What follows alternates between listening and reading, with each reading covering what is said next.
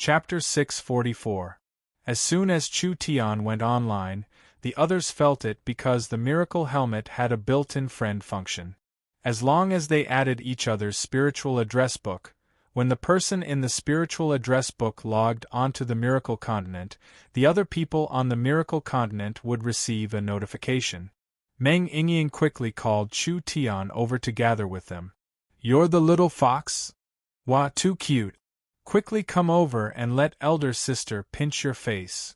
When everyone learned that the little monster girl was the little fox, they were all stunned, so they all came over to be intimate with her. After all, if one didn't know the little fox's nature, just based on her innocent and cute appearance, it was enough to kill both men and women, making people have a good impression of her. The little fox was filled with pride, not feeling any shame at all. She was also very happy right now.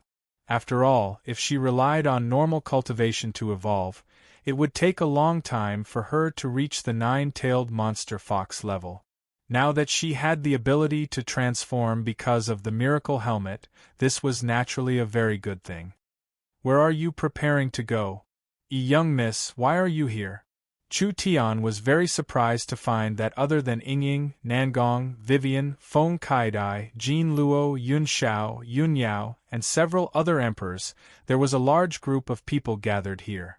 Most of the Forest Alliance's high-level members were here, as well as various kings and nobles.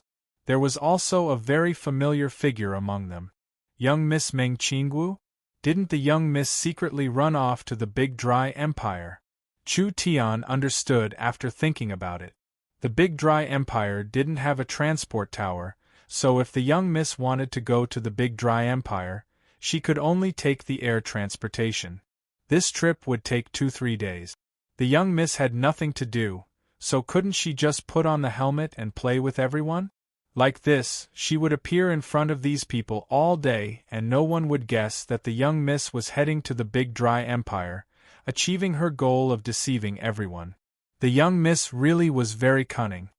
"Boss, you and the little fox came at the right time."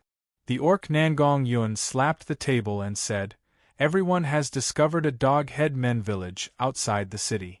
We have failed several times before. Tonight, everyone has gathered several thousand people. Everyone is determined to take this village, so you should come and help." Chu Tian had nothing to do, so he nodded. "I'll play with you guys." The Miracle Continent was rich in entertainment, adding all kinds of challenging content. It mainly included competitions between people, trials, and adventures in the wild. Apart from hunting monsters in the wild, the most important and interesting setting was to conquer a town. Every city on the Miracle Continent other than the Sacred City could be attacked. Whoever could take a city in battle would have the right to use it, which had a very high value. After all, every town and village had their own teleportation towers, warehouses, and other related facilities. Just a single teleportation tower was enough to provide tempting benefit. For example, the Kobold village that they had just discovered was actually a small town that was half a day's journey from the Holy City. If they didn't conquer this Kobold village, then they would have to travel for half a day's journey every time they wanted to go further. However, once the Kobold village was conquered, they would be able to directly teleport from the Holy City to the Kobold village, and then set off from there. Wouldn't that save a lot of time? If anyone could occupy this town, they would immediately obtain large benefit. Also, attacking this kind of place had very tempting spoils of war. Therefore, anyone with a bit of ambition wouldn't let go of this kind of good chance. An entire 3,000 people participated in the battle. There were people from Miracle Commerce, people from the Forest Alliance, people from the various empires, as well as other kings and nobles among the 3,000 people. When these people saw that Miracle Commerce's Chu Tian had come to join in on the fun, everyone was very shocked. "Your Miracle Commerce already has a sacred city. Could it be that they didn't think it was enough, they actually came to steal this kind of place?" But this also showed the fairness of Miracle Commerce. Even if Miracle Commerce wanted to obtain a small town, they still had to fight for it. It could be seen that these advantages were the same for everyone, there wouldn't be any bias. The Kobold village was already in front of them. According to the reports, the Kobold village had over 10,000 kobolds, with cultivations between the third and sixth body refinement layers. This was still quite difficult for everyone at this stage, because no matter how good their luck was, they could only reach the third body refinement layer at most. But it didn't matter. The body refinement realm was a basic realm, so the difference in strength wasn't that big. These people were all in the true spirit realm in the real world, and there were quite a few experts in the peak of the heaven domain realm. Even if they fell to the body refinement realm, it wasn't hard for them to use techniques to offset 3-4 layers of cultivation. Not to mention that these people were rich, spending source stones to buy weapons like crossbows. They wouldn't care about these weapons in the real world, but in this place, in front of people in the body refinement realm, these weapons were very valuable. Prepare to attack. Although there were 3-4 thousand people participating in the battle, there were at least 10 different powers that didn't see eye to eye with each other. After all, they were now competitors. People didn't wait for more people to arrive before they couldn't help moving. The race the Burning Heaven Emperor chose was a stone human race. He waved his stone arm as he commanded, "Quickly, quickly!" It was like he was afraid someone would steal it if he was a step late. Several hundred warriors immediately charged forward. Although the Miracle Continent tried to be as fair as possible, it was impossible to be 100% fair. Real-world source stones could be used on the Miracle Continent to create characters, revive, and run businesses, but they couldn't be used to buy herbs or secret manuals. Even if it was a transaction between people, there was still a tax. But this didn't stop these Emperor-level characters. Which one of them didn't control an area in the real world, controlling billions of people? Was it possible for them to start at the same starting line as normal people? They directly gave the most elite guards a helmet, and these people would be able to help them fight from the start? Although they couldn't sell herbs, they could still buy support items like this crossbow. Because of the large value of the current stage, the price of the crossbow was very high. But how could the other Emperor-level characters care about this bit of source stones? They directly bought large amounts of crossbows to hunt monsters. Although there was a tax restriction on the transaction, this didn't affect the Emperor-level characters. They could obtain various pills and secret manuals from their subordinate. With these resources, how could the Emperor's growth be slower than others? The troops the Burning Heaven Emperor brought were all local elite. They never thought that after coming to the Miracle Continent for a few days, they would be reprimanded like they were worthless. Now they could only slaughter in all directions to restore their image. The Doghead Men's village looked very simple. Just as the name implied, the Kobold village was built on a mountain, which increased the difficulty of attacking it to a certain extent. The Burning Heaven Emperor was eager to gain merit. When he led his trusted troops to the village, he found that the others had already been left far behind.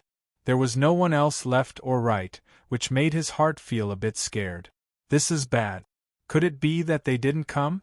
The Burning Heaven Emperor's worries were already too late. The gates of the village opened and there was the howling of dogs. There were several hundred strong dog-head men holding all kinds of weapons. They had faces filled with rage as they looked at these fellows that had recklessly charged into the village. So. Arrows flew out, releasing ear-piercing whistles. The Burning Heaven Emperor couldn't dodge. Kill for me. Several hundred people began a fierce battle with the Dog-Head Men warriors. The Dog-Head Men warriors were fierce, and there were many of them. Under the wild barrage of arrows from both sides, the Burning Heaven Emperor's people fell one after another. The Burning Heaven Emperor angrily roared out and wanted to personally attack, but 7-8 arrows landed on his body, and this respected Great Earth Emperor was turned into a porcupine. Damn! You fellows! You actually sent this emperor to his death! The Burning Heaven Emperor angrily roared. He helplessly turned into light and disappeared. The Burning Heaven Emperor had already been killed. He could choose to revive in 7 days, or he could choose to pay source stones to revive. Who told this fellow to be so stupid? The Wind Moon Empress saw the burning Heaven Emperor being killed in front of her, and said in a mocking tone, "You're looking for death and you're blaming us, truly an idiot." However, according to the burning Heaven Emperor's probing, everyone discovered that the kobolds were stronger than they had imagined. They immediately began to adjust their strategy. In this situation, it was clearly not the time to be distracted by internal strife. Based on the number of people who had come to attack, if they wanted to successfully seize the stronghold, they would have to work together. Have the people that cultivate defensive cultivation techniques come out. These dog-head men archers have very strong archery skills. We have to form a defensive line to block the arrows, otherwise it will be hard to charge into the village. All of the major factions gathered together the people who had cultivated defensive secret arts, and had these people stand at the front to defend against the kobolds' attack. The others would follow closely behind and attack the kobolds' stronghold. The Sacred City Army and the Dog-Head Men Army clashed again, and people began to fight in front of the village. Finally there was a loud explosion. The village's gate was successfully broken through. Everyone killed their way from the entrance to the center of the village. Although the Dog-Head Men weren't weak in numbers and battle strength, they didn't have any intelligence, so they couldn't fight properly. The warriors from the Sacred City were all famous experts in the real world. Although they were very weak, their battle awareness was still there, so they quickly gained the advantage and forced the Dog-Head Men to retreat. 2 hours later, there were less than 1,000 Dog-Head Men left. Just when everyone thought that they could win, something unexpected happened. From the large tent in the center of the Dog-Head Men village, a black-furred Dog-Head Man suddenly charged out.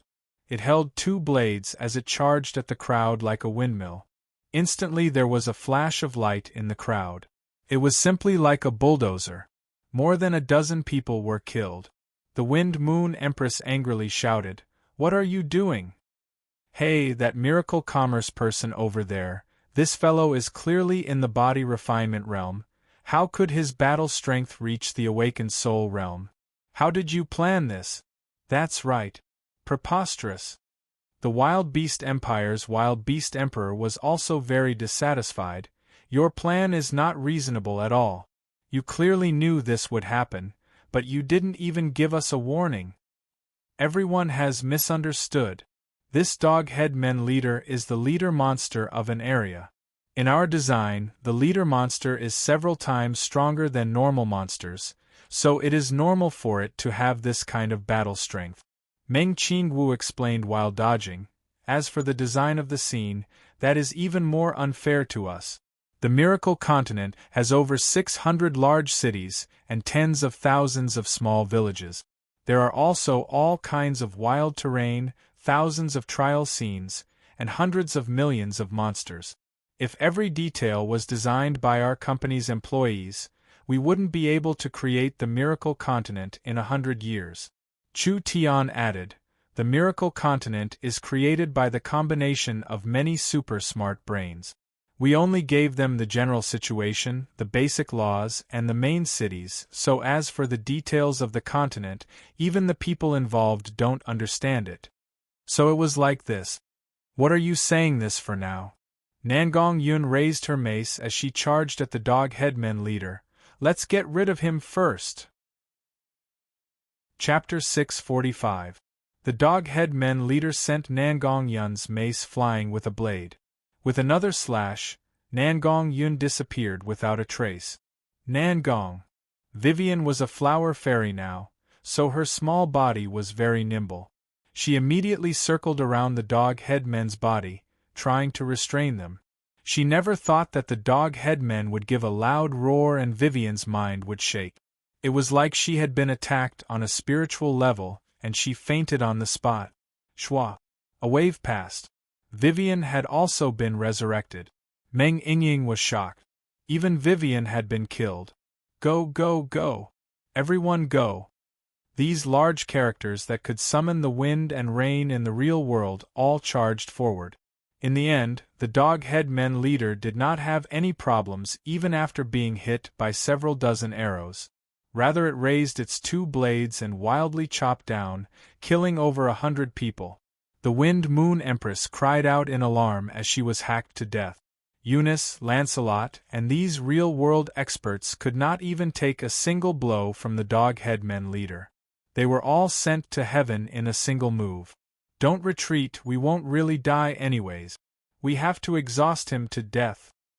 Whoever can kill the dog-head men leader, this village will belong to that person. The dog-head men leader's vitality was very strong. Even when facing everyone's attacks, he did not fall into a disadvantage at all. The 2 giant blades were raised and an incomparably fierce blade chi storm appeared. Chu Tian, the Meng Yingying sisters, Yun Xiao, Yun Yao, Feng Kaidai, and the others were all within the range of the blade chi. When the crisscrossing white blade chi swept over, they did not even have a chance to dodge. They were all covered by it and finally turned into white light that disappeared. Damn! The Miracle Commerce Group had all been killed. It was destined that they would not be able to obtain this village. Miracle Commerce's own people were this miserable, so it could be seen that they did not know anything about this. The dog-head men leader's spirit energy seemed to be endless. As his injuries became heavier, his attacks became fiercer and fiercer. Every time he sent out a blade chi, it would kill a group of people. But no matter how strong the dog-head men leader was, he had no way of defending against this endless encirclement. Finally, there was an anguished wail. The kobold leader finally fell to the ground. Its corpse dropped a large number of spoils of war, including the 2 kukri blades he used, a large number of pills, materials, and so on. Everyone knew that this was the kobold stronghold's lord's medallion. Quick, grab it! The wild beast emperor hurriedly shouted. Everyone had expended so much effort to take down the kobold village. Wasn't it for the sake of seizing the initiative and obtaining this stronghold? Now that the Lord's token was right in front of them, these people who were fighting side by side just a moment ago immediately became hostile to each other. In the end, they killed each other to snatch the token. The wild beast emperor directly threatened, "Who dares to fight with this emperor? This emperor will destroy his country." For a token, they actually threatened to destroy their country. This fellow was really hopeless. These people didn't care about him at all. Since everyone had come to the Miracle Continent, they had changed their faces and even their races, so how could the wild beast emperor know their true race and country? Not to mention that the continent was so big and everyone was in different areas. Even if you were an empire, how could it be easy to destroy a country? While everyone was fighting for the token, no one noticed that from a gap between everyone, a little snow-white fox suddenly came out. She quickly jumped in front of the token and used her mouth to grab the token, immediately escaping from the crowd.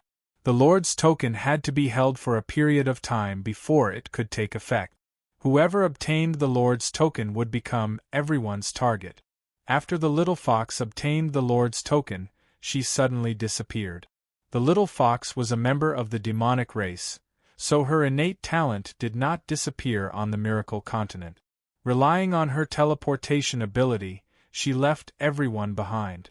After around a quarter of an hour, there was a golden light that fell from the sky onto the little fox. The first lord of the kobold stronghold was born. Everyone's lungs were about to explode from anger seeing this. Everyone had spent a large amount of time and energy, but it was finally taken away by the unknown little fox. The little fox suddenly turned into a little girl with a flash of light. Her eyes turned into crescent moons from smiling, and her 2 little hands held the large token. She said in a childish voice, "I'm selling it, who wants it?" Everyone was stunned. The wild beast emperor looked around. The other people on the same level as him had already been killed in battle. He immediately revealed a look of wild joy as he pushed through the crowd. "What price do you want, say it?" The 2 of them haggled over the price.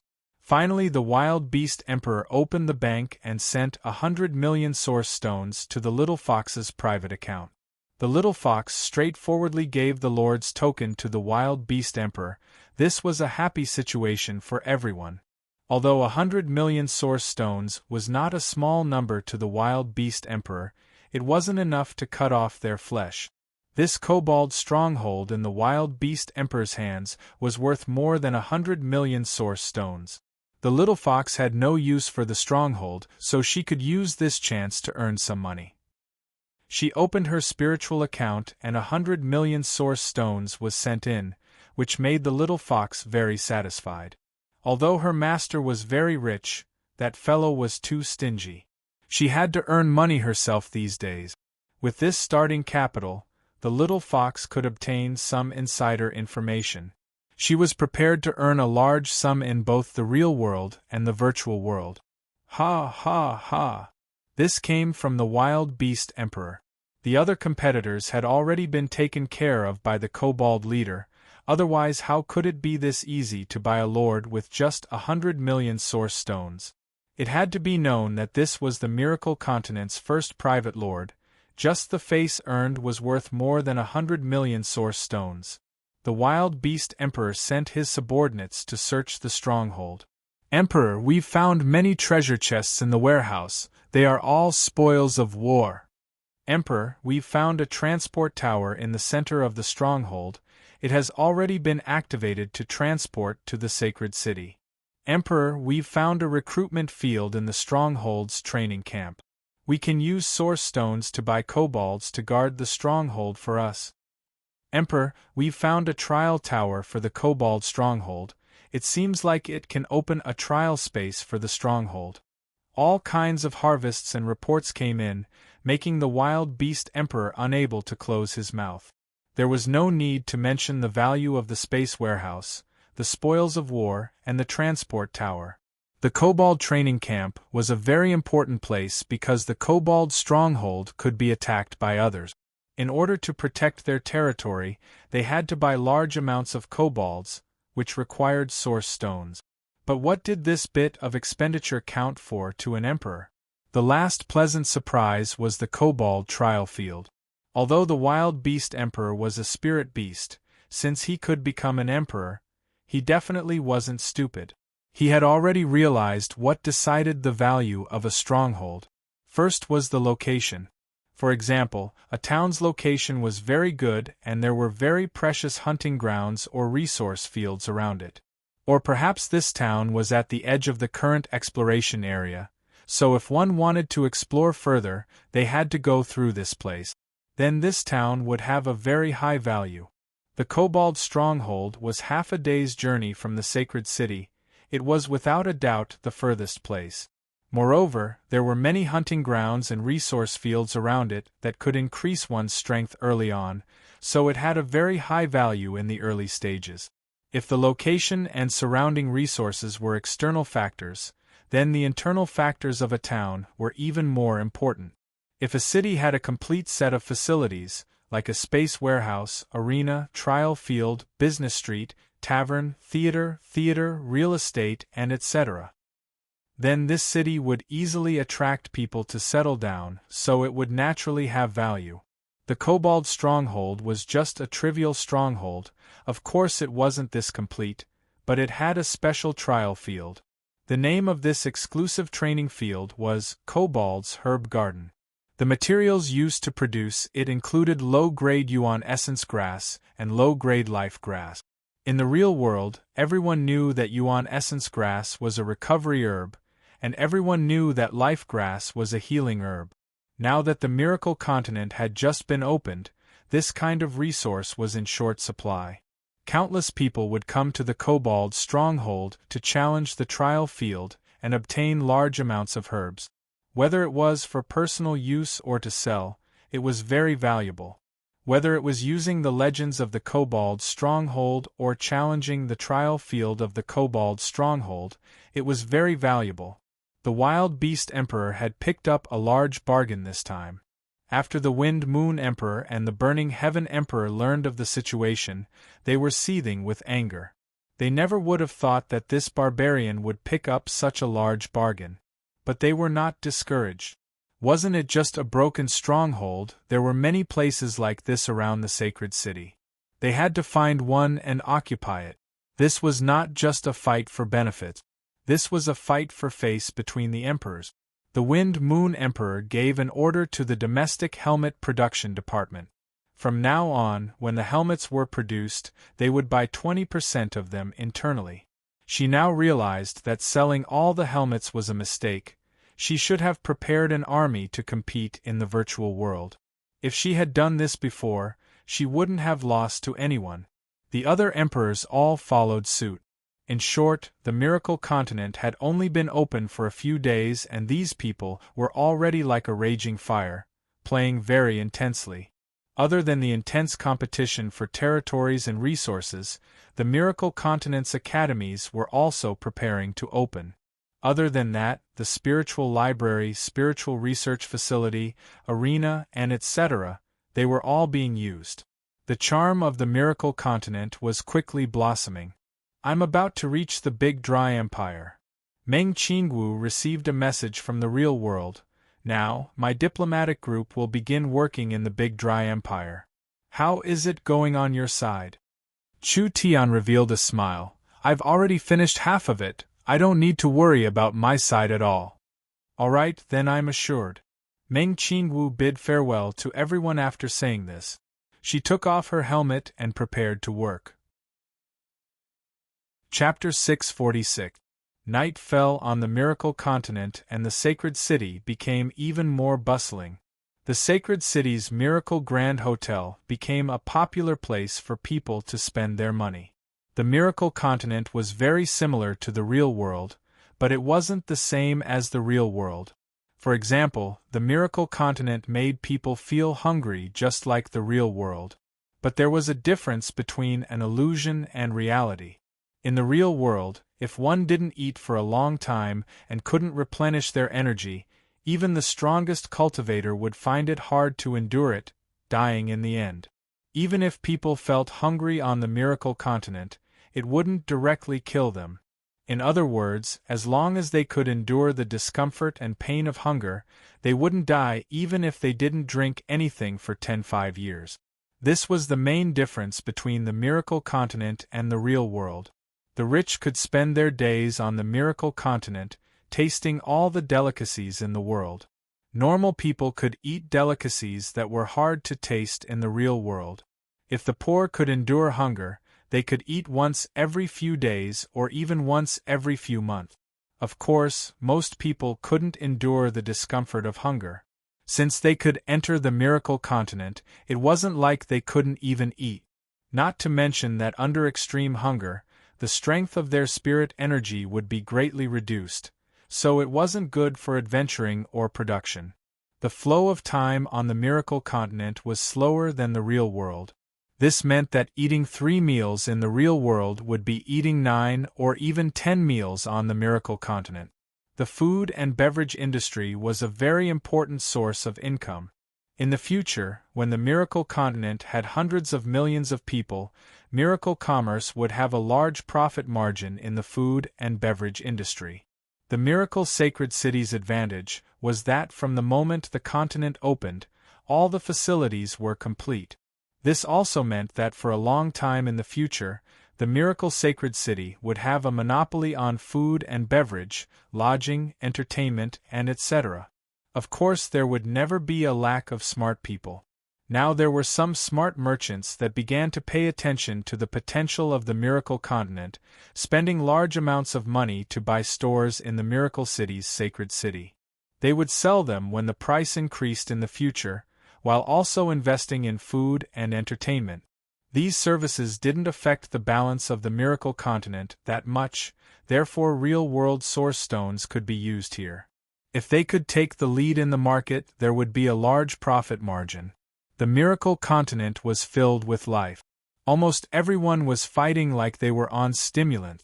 This was because everyone here could become an expert of the Miracle Continent, and there was not just one path to becoming an expert. Some people could find special secret realms, ruins, and treasures in the wild, or they could kill special monsters to obtain precious treasures and secret manuals, soaring into the sky. Some people could also form their own forces and gather manpower to attack cities and plunder territories to become a hegemon.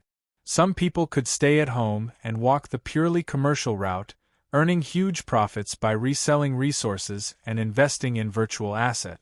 They could purchase medicinal ingredients, pills, and equipment from other adventurers and develop into the top expert. A diverse world could not be short of ways to play. Adventure, domination, and business were the main ways of playing on the Miracle Continent. But that wasn't the only way to play. The Miracle Continent was filled with endless possibilities. He would give a few normal examples now. The Holy City was rich in cultural, entertainment, competitive content, and related construction. Now, a set of professional players had been born. Contestants fought in the virtual arena. During this process, they could defeat their enemies and obtain victory rewards. Contestants did not have to run around to hunt or participate in trials. Even if they became professional contestants, they could still continue to grow stronger. Other than that, the natural entertainment value of the competition was enough to create a trend. An outstanding competition would attract the attention of many commoners, and it could even be broadcasted in the real world, allowing the entire world to watch the competition. This was without a doubt a good time to create a star of the competition. Various powers would place people with talent in the arena to train themselves. Other than the competition, researching knowledge or creating an outstanding film or artwork, they could obtain source stones or pills and herbs in the virtual world according to their value or popularity. In short, whether it was adventure, domination, business, competition, creation, or learning, the entire world was built on a very complex but fair system. Therefore, as long as one could reach the peak in any field, they could become a person above everyone else in the virtual world. This was the most attractive part of the Miracle Continent. Chu Tian left the Miracle Continent and first looked over a set of data. There were several million people on the Miracle Continent, and in just a few short days, they had already spent over 500 million. The main spending was on real estate, food, tools, shopping malls, and various services. There weren't many people entering the Miracle Continent in the first batch, but their spending power was shockingly high. The retention rate of these people was very high. Even emperors like the Wind Moon Empress and the Wild Beast Emperor were all infatuated with the Miracle Continent. This was also understandable. No matter which great emperor it was, in the real world, whether it was cultivation or influence, they had already developed to the peak and reached a bottleneck. There was not much room for them to break through. Now that there was suddenly a new world with unlimited potential and extremely interesting, how could it not stimulate their desire to compete? Chu Tian looked over the data and found that the emperors had spent 80 to 90% of their time on the Miracle Continent. Unless there was something very important in the real world, they were too lazy to leave. The emperors had already started to build virtual estates and royal palaces in the Miracle Sacred City. It could be seen that they were prepared to move their offices from the real world to the Miracle Continent in the future. The estates on the Miracle Continent were an important source of income. The sacred city was very big, and the various luxurious palaces and residences could attract the desire of the emperors and normal people. It would be another high source of income for the Miracle Continent in the future. Chu Tian was filled with confidence in the Miracle Continent. The super smart brain Zero reminded Chu Tian, "Sir City Lord, the materials you ordered have all been bought. Do you need to use them now? You bought them this quickly?" Chu Tian was very surprised because the materials he ordered were not normal materials. It had only been this long, and they had all been bought. This kind of speed was very shocking. "Send them all to my laboratory's space warehouse. I need to use them now." Chu Tian came to his personal laboratory and opened the space warehouse, taking out all the materials. More than 10 supreme-grade medicinal herbs were placed in all kinds of exquisite immortal jade boxes and laid out. Any one of these materials was enough to make countless heaven domain realm experts fight over them, but now Miracle Commerce had sent them over millions of miles from every corner of the world in just 2 short days. This was Miracle Commerce's current strength. This was Miracle Commerce's current influence. The little fox was like a cat that smelled fish, immediately revealing a greedy expression that wanted to steal a bite. Go die to the side. Don't think that I don't know that you've just earned a large amount on the Miracle Continent. If you add in the materials you stole from the Miracle Gardens and other places, you should be worth at least 500 million source stones. If you steal a single immortal herb from me, I'll freeze your account and confiscate all your things. The little fox was so angry that its fur was about to explode. That was earned by this fox with my own strength. What right do you have to do this? Even if I steal things from the garden and the warehouse, it was stolen by this fox with my own strength. Chu Tian waved his hand at the indignant fox and said, all right, I'm going to refine pills. This alchemy is very important, so go play on the side and don't disturb me. The little fox was filled with indignation. This fox had gone through life and death with you for so long, you actually didn't give this fox any face. The little fox directly left in a fit of anger. Now that the little fox had tasted the sweetness, she was prepared to take a stroll in Miracle City. Wasn't it easy to earn money with one's own strength? The little fox decided to personally start a business on the Miracle Continent. Chu Tian sent the little fox away, and he began to gather his spiritual energy and divine sense. With a gentle wave of his left hand, the ancient bronze cauldron floated into the air. Chu Tian infused his divine sense into the ancient cauldron and saw the source energy array lines on it light up. Chu Tian raised his hands high up and with a loud roar, spirit energy surged out of his body. The auxiliary refining equipment in the laboratory also released spirit energy. Several kinds of energy were released at the same time. The ancient cauldron's source energy alchemy array began to show its effect. Chu Tian's personal strength was not weak, and Miracle City's laboratory could provide an endless supply of pure spirit energy. This spirit energy was directly extracted from source stones, so it was as pure as a human's. Chu Tian's spirit energy was mainly used as a guide in this process. The divine herb from the moon god's palace was taken out. A small piece was taken out and he placed it into the cauldron to be refined. After 7 days and 7 nights, the cauldron released a dazzling glow. A pill was born from it. It was like the rising sun, giving off a dazzling light. Chu Tian did not waste any time. It was hard to find a material to seal this pill even in Miracle City, and if it was left here for too long, the medicinal energy would be lost. Even if a little bit of this divine pill was lost, it would be a large loss. Chu Tian picked up the pill and swallowed it. Then, he sat cross-legged and started cultivating. The vast spiritual energy in his body flowed like a sea. He had been stuck in the first heaven domain layer for a long time, and Chu Tian hadn't made no progress in this period of time. Miracle Commerce had such a strong advantage in resources and production, so each high-level member of the company ate pills as snack. Chu Tian was not an exception. He had to swallow an immortal pill every day to increase his cultivation. Accumulating like this without immediately breaking through made the foundation in Chu Tian's body become more and more solid. This elixir had undoubtedly detonated the sea of elemental energy in his body.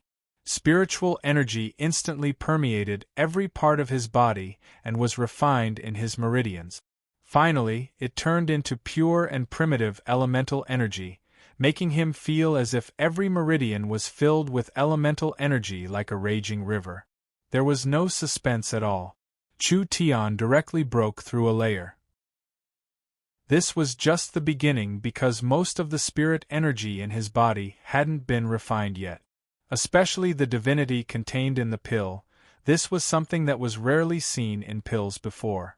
When Chu Tiankai's spirit energy was fully absorbed, he very quickly reached a bottleneck, and in the end, smoothly broke through another layer of cultivation. He was in the third heaven domain layer. Chu Tian's cultivation was still lacking compared to the Emperor's, but with his methods and abilities, even if the Emperors wanted to deal with him, it wouldn't be easy. He now had the ability to fight against the giants of the Alliance, so he was one of the peak experts on the continent. Chapter 647. Chu Tian spent an entire 10 days to break through and then spent another 10 days to consolidate his cultivation. After he finished, Chu Tian wasn't in a rush to leave the laboratory. He stayed in the laboratory for a while, and no one knew what he was doing during this time. When Chu Tian finally came out of the laboratory, it was because of Meng Qingwu contacting him. Meng Qingwu had contacted Chu Tian. The Big Dry Empire's work had already made a breakthrough. It can't be? It can't be this fast. Chu Tian knew that the young Miss efficiency wasn't low, but it had only been a month. How could she have made this kind of breakthrough? Normally speaking, a month wasn't enough to walk through the entire Big Dry Empire. Chu Tian communicated with the young Miss in order to understand the situation. Meng Qingwu described the entire matter in detail in the spiritual space. Meng Qingwu wasn't going to the Deqian Empire alone. Instead, she was leading a team of a few hundred diplomatic officials. Meng Qingwu didn't need to go through the trouble of running all over the Deqian Empire. Her job was mainly to oversee the central government and make arrangements. Most of the actual operations were done by her subordinate. When Miracle City's team arrived at the Big Dry Empire, the Big Dry Empire was already in a chaotic state. This was because the Big Dry Empire had suffered another defeat, and this defeat was even worse than the previous ones. The entire empire was covered in a layer of dark clouds. Their status as a large country had disappeared. The most direct impact was the diplomatic relations maintained by the country's prestige. The Big Dry Empire's subordinate countries had already decided to stop paying tribute to the Big Dry Empire under the incitement of all sides. Some of them even betrayed the Big Dry Empire to become independent or join other powers.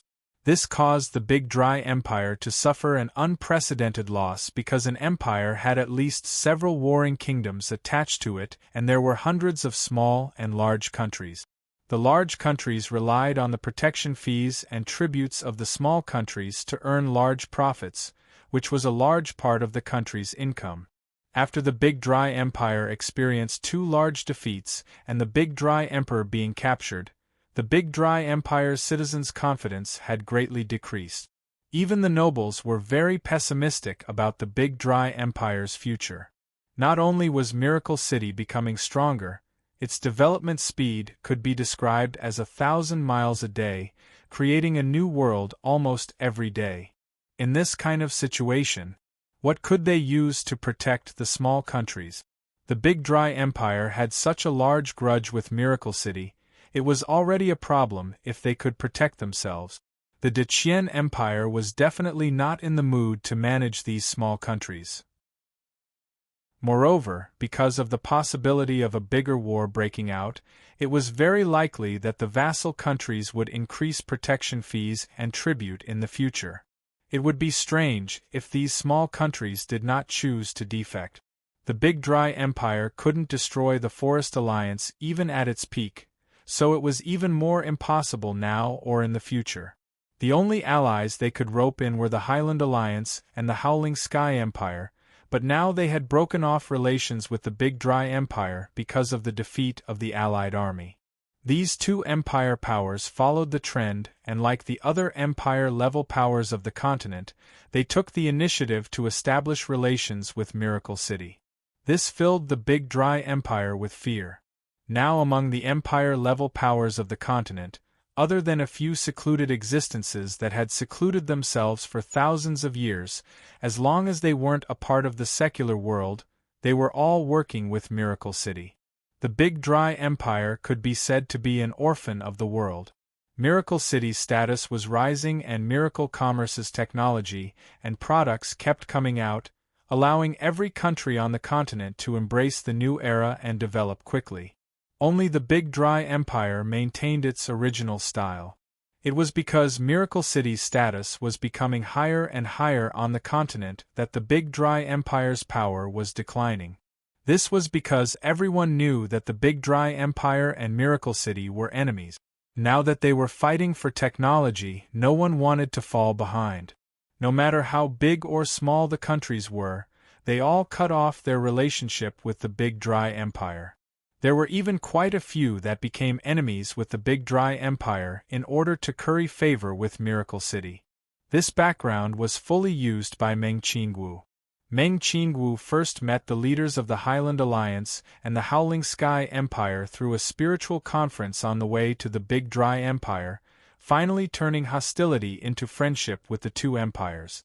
Miracle Commerce would use very generous conditions to build transport, logistics, and communication systems for the two empires. The two empires would use the conditions to put pressure on the Big Dry Empire. Miracle City not only had the support of the six empires now, even the Highland Alliance and the Howling Sky Empire were standing on Miracle City's side. From the western continent to the central continent, Miracle City didn't have any power that could oppose them. The surrounding countries rebelling against the Big Dry Empire was actually related to Meng Qingwu's actions behind the scenes. The emperor was captured, the subordinate countries rebelled, and there were internal and external troubles. They were in imminent danger. Meng Qingwu finally entered the Big Dry Empire at this time, but she didn't directly meet with the high-level members of the Big Dry Empire. Rather, she used various methods and channels, spending hundreds of millions of source stones to buy out all the media channels in the Big Dry Empire. The Big Dry Empire's media was very traditional, mainly using newspapers and letters to send information. This kind of media was very different, so it was impossible for it to be controlled by the central government. The various states of the Big Dry Empire all published shocking news, which was openly and secretly criticizing the Big Dry Emperor and the high-level members of the Big Dry Empire. There were half-truths and half-lies mixed in with all kinds of discrediting information, making the middle and lower-class people think that the Big Dry Empire's current situation was purely because of the Big Dry Emperor and the high-level members' ambition and arrogance. The main culprits for the Big Dry Empire losing over 1 million soldiers were the people in power in the court. Miracle City was purely playing the role of an innocent person in this matter. Other than that, they lost this chance to announce the changes Miracle City's technology had brought to the continent, as well as the consequences of the Big Dry Empire's seclusion. This made countless people understand and yearn for Miracle City's technology and product. It had to be said, Meng Qingwu's move was very good. The main conflict between Miracle City and the Big Dry Empire came from several large battles. Not only did these battles cause large amounts of casualties to the Big Dry Empire, it also caused the Big Dry Empire's national power and influence to decline. Therefore, the Big Dry Empire's citizens hated Miracle City to the bone. The Big Dry Empire's high level invited them to negotiate. They were all rejected by Meng Qingwu. On one hand, she was dragging it out, wearing down their spirit. On the other hand, she was using external pressure and internal persuasion to control the situation from top to bottom. She had already obtained very good result. Now that Meng Qingwu felt the time was ripe, she began to negotiate with the largest families and nobles of the Big Dry Empire. Meng Qingwu's current strategy was very simple. If she could persuade, she would persuade. If she could lure, she would lure. If that didn't work, she would threaten. If that didn't work, she would fight or even assassinate them. The Big Dry Empire was like a group of dragons without a leader. The Big Dry Emperor wasn't here and there was no one to support him. The entire empire's public opinion was turbulent, the subordinate countries were in pieces, and there was even more external pressure. In this kind of situation, with Meng Qingwu's outstanding mediating methods, she was confident that she could take care of the Big Dry Empire's high level in a month. Meng Qingwu said, "I mainly need 2 things right now. The first is source stones. I need enough source stones to bribe the high-level members. The second is to take care of the Big Dry Emperor as soon as possible. As long as the Big Dry Emperor agrees to our request and has the strongest Emperor clan side with us, it would be considered a success.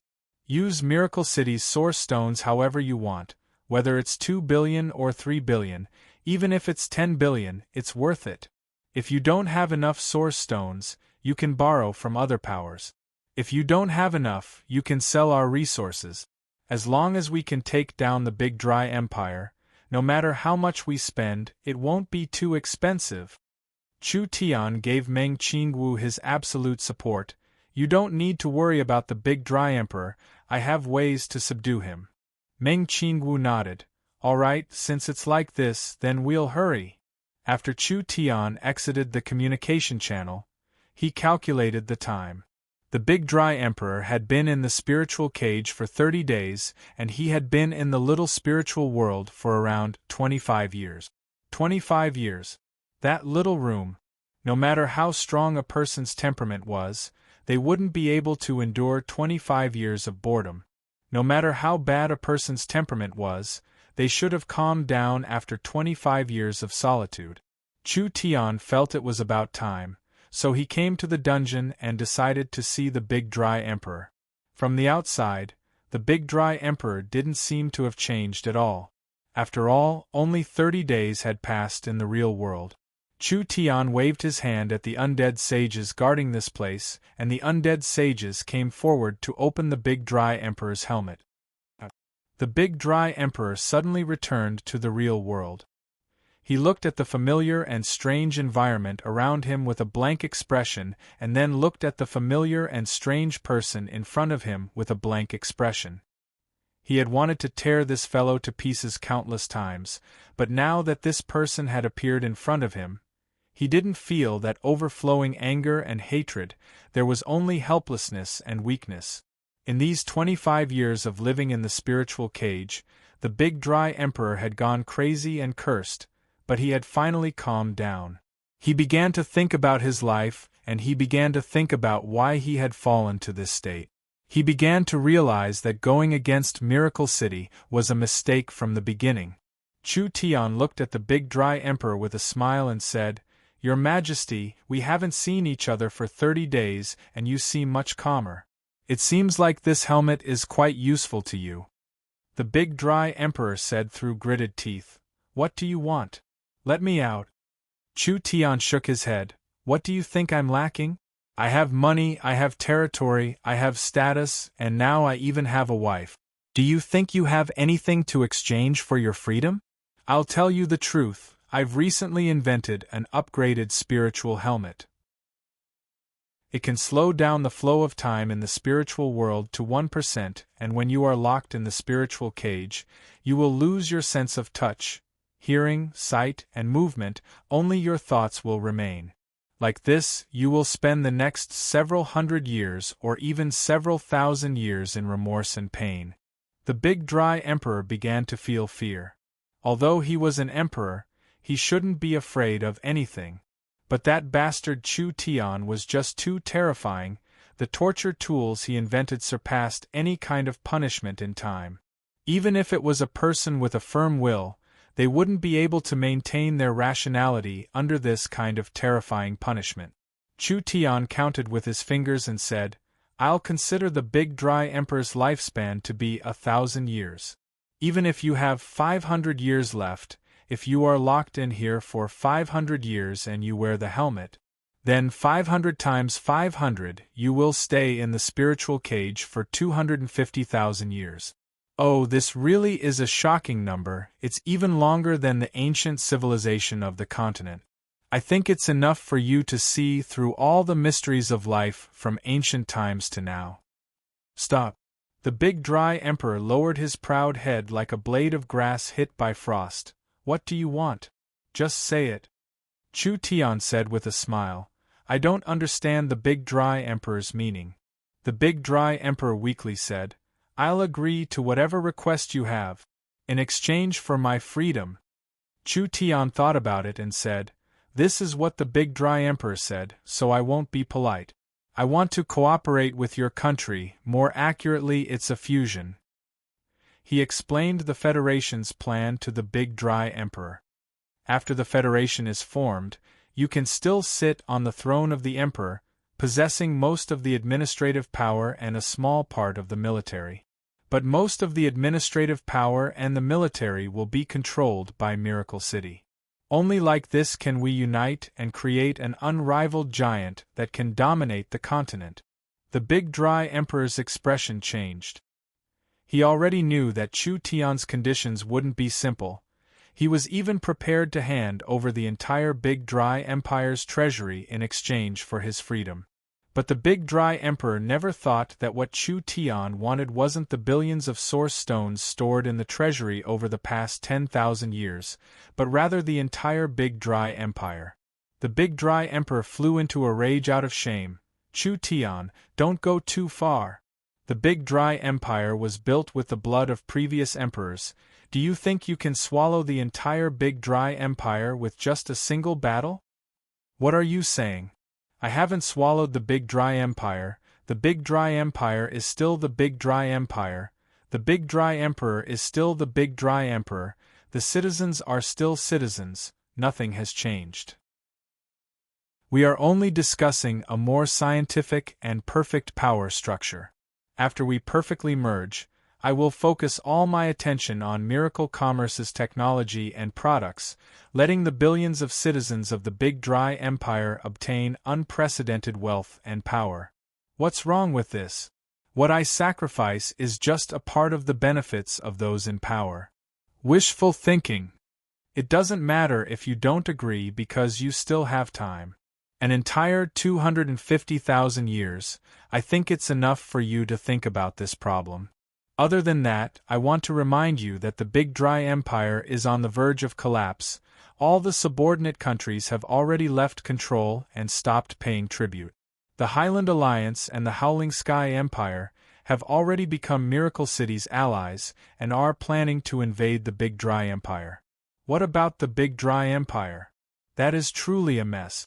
Over 500 million citizens are rebelling against the Empire, and over 15 families are leading their cities to separate from the Empire to form a kingdom. The royal families have already been pushed aside, and all the high-level members are fighting for the imperial palace. No one cares about your life or death. I'll say this much. Chu Tian snapped his fingers twice. Someone, put the new helmet on the Big Dry Emperor. We'll meet again after 2,000 years. The undead sages were about to put the new helmet on the Big Dry Emperor. Slow. The Big Dry Emperor was filled with despair as he said in a dejected voice, "Even if I agree to your request, it's impossible for everyone to agree. This is our job, we will naturally take care of it." Alright, I agree. Chapter 648. It was impossible to know what the Big Dry Emperor was feeling when he made this decision. But it could be said that the Big Dry Emperor had no choice but to grit his teeth to make this decision. But the Big Dry Emperor had no other choice. After all, Chu Tian was just too ruthless. If the Big Dry Emperor didn't agree, he would be imprisoned for 250,000 years in a cruel and painful manner. 250,000 years. The Big Dry Emperor would rather suffer all the cruel punishments in the world than spend 250,000 years in silence, darkness, and loneliness. Not to mention the 250,000 years of spiritual imprisonment in the upgraded spiritual helmet. Even the 25 years of being alone in the spiritual helmet was enough to make him feel like a lifetime had passed. His mentality, thoughts, and spirit had all undergone large changes. Chu Tian crossed his arms across his chest and looked at the Big Dry Emperor with a suspicious gaze. "How can I believe you? What if you're just brushing me off and you don't recognize me after a while? Then I'll be treated like a fool." The Big Dry Emperor knew that Chu Tian definitely had a backup plan, so he said with a tired expression, "What do you want? Don't waste time, take it all out." Alright. Since the Big Dry Emperor says this, then I won't be polite. Chu Tian took out several pills and added a spiritual contract. These pills are all thought-sensing poisons. After they are ingested, they will immediately go into hibernation, and even the highest-level alchemist won't be able to find any problems. This poison will change according to your thoughts. As long as you have thoughts of breaking your promise and take action, they will immediately release and swallow you. Other than that, this spiritual contract is just in case. Both pills and spiritual insurance. He wouldn't be afraid of the Big Dry Emperor betraying him like this. The Big Dry Emperor knew that he couldn't pass this pass no matter what. Any struggle would be futile, so he might as well happily accept it. He swallowed the poison pills that Chu Tian had carefully refined and then signed a spiritual contract. He released a portion of his spirit and sealed it into the contract. Very good, very good. Chu Tian was very satisfied with this result because whether they could swallow the Big Dry Empire or not, at least they had the Big Dry Emperor in their hands. As long as they had the Big Dry Emperor in their hands, the Big Dry Empire would never be enemies with the Forest Alliance. Whether it was advancing or retreating, Miracle City was invincible. Chu Tian reported the good news to his mistress in the Deqian Empire. The young miss never thought that Chu Tian would be able to deal with the Big Dry Emperor so easily. This Big Dry Emperor was one of the emperors of the continent. Making him submit to Miracle City, Meng Qingwu thought it was much harder than taking care of the Big Dry Empire's mob. However, as the saying goes, strengths and weaknesses complement each other. What Chu Tian found difficult to do, Meng Qingwu could do, and what Meng Qingwu found difficult to do, Chu Tian could easily do. With the two of them working together, how could the great Qian Empire not be wiped out? After the Big Dry Emperor gave in, he was released from prison by Chu Tian. From now on, the Big Dry Emperor had temporarily regained his freedom. Chu Tian not only wanted to use methods to make him submit, he also wanted to make him realize his failure in his mind and spirit. During this time, the Big Dry Emperor could freely move around the Forest Alliance's territory. He could take a good look at Miracle City's technology, and Chu Tian even gave him a miracle helmet. After the Big Dry Emperor saw these things, he deeply understood just how strong Miracle City was. He deeply understood just how big the gap between the Big Dry Empire and Miracle City was. The Big Dry Empire couldn't defeat Miracle City before, so there was no hope now. So other than submitting, they had no other choice. Submitting could at least be exchanged for wealth and prosperity.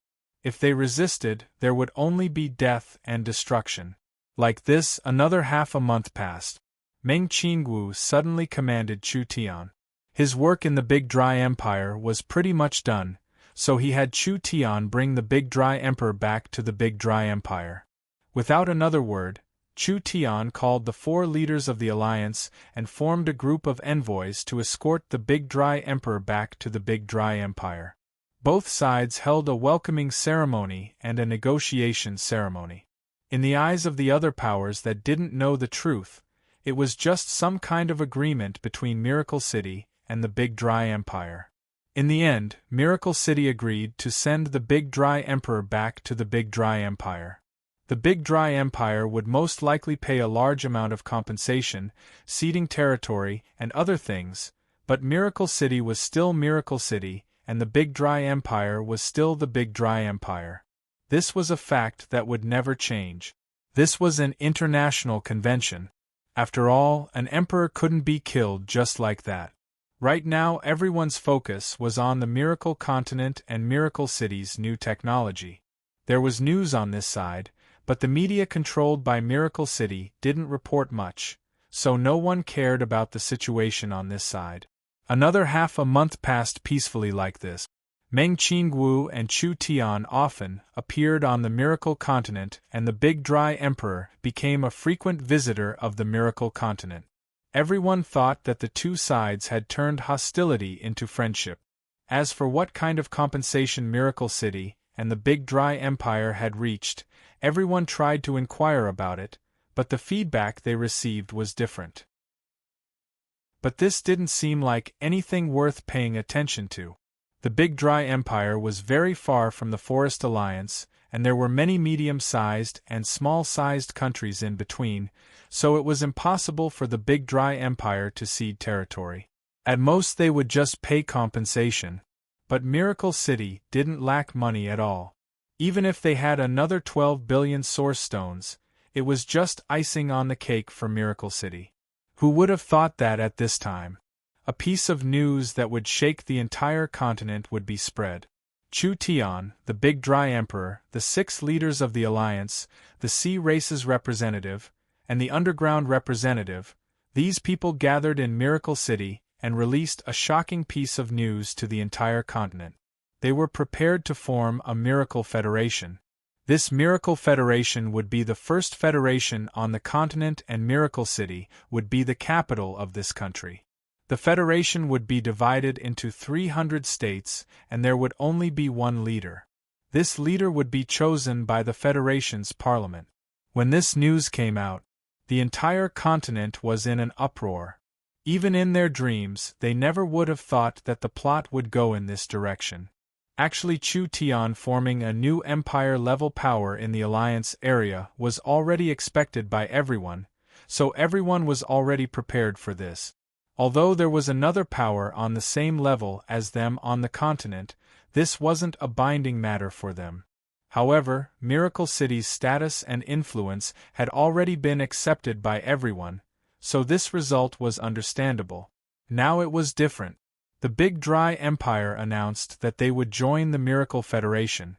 Perhaps no one didn't understand what this news meant. If Miracle City's alliance could form an empire-level power, with the addition of the Big Dry Empire, it wouldn't be as simple as 1 + 1 = 2. The result of this alliance was that Miracle City would become a giant that ruled the entire Western continent, becoming a super empire that surpassed any empire-level power on the continent. Miracle City's alliance area, the Big Dry Empire's area, and the Western Sea, they all had the potential to become an empire. Once the 3 of them joined together, the hundreds of small and medium-sized kingdoms would definitely submit. This was equivalent to at least 4 or 5 empires tying their resources together. No one on the continent could compare to the Miracle Federation. The rulers of the continent were all panicking this time. This was because Miracle City's ambition had truly shocked them.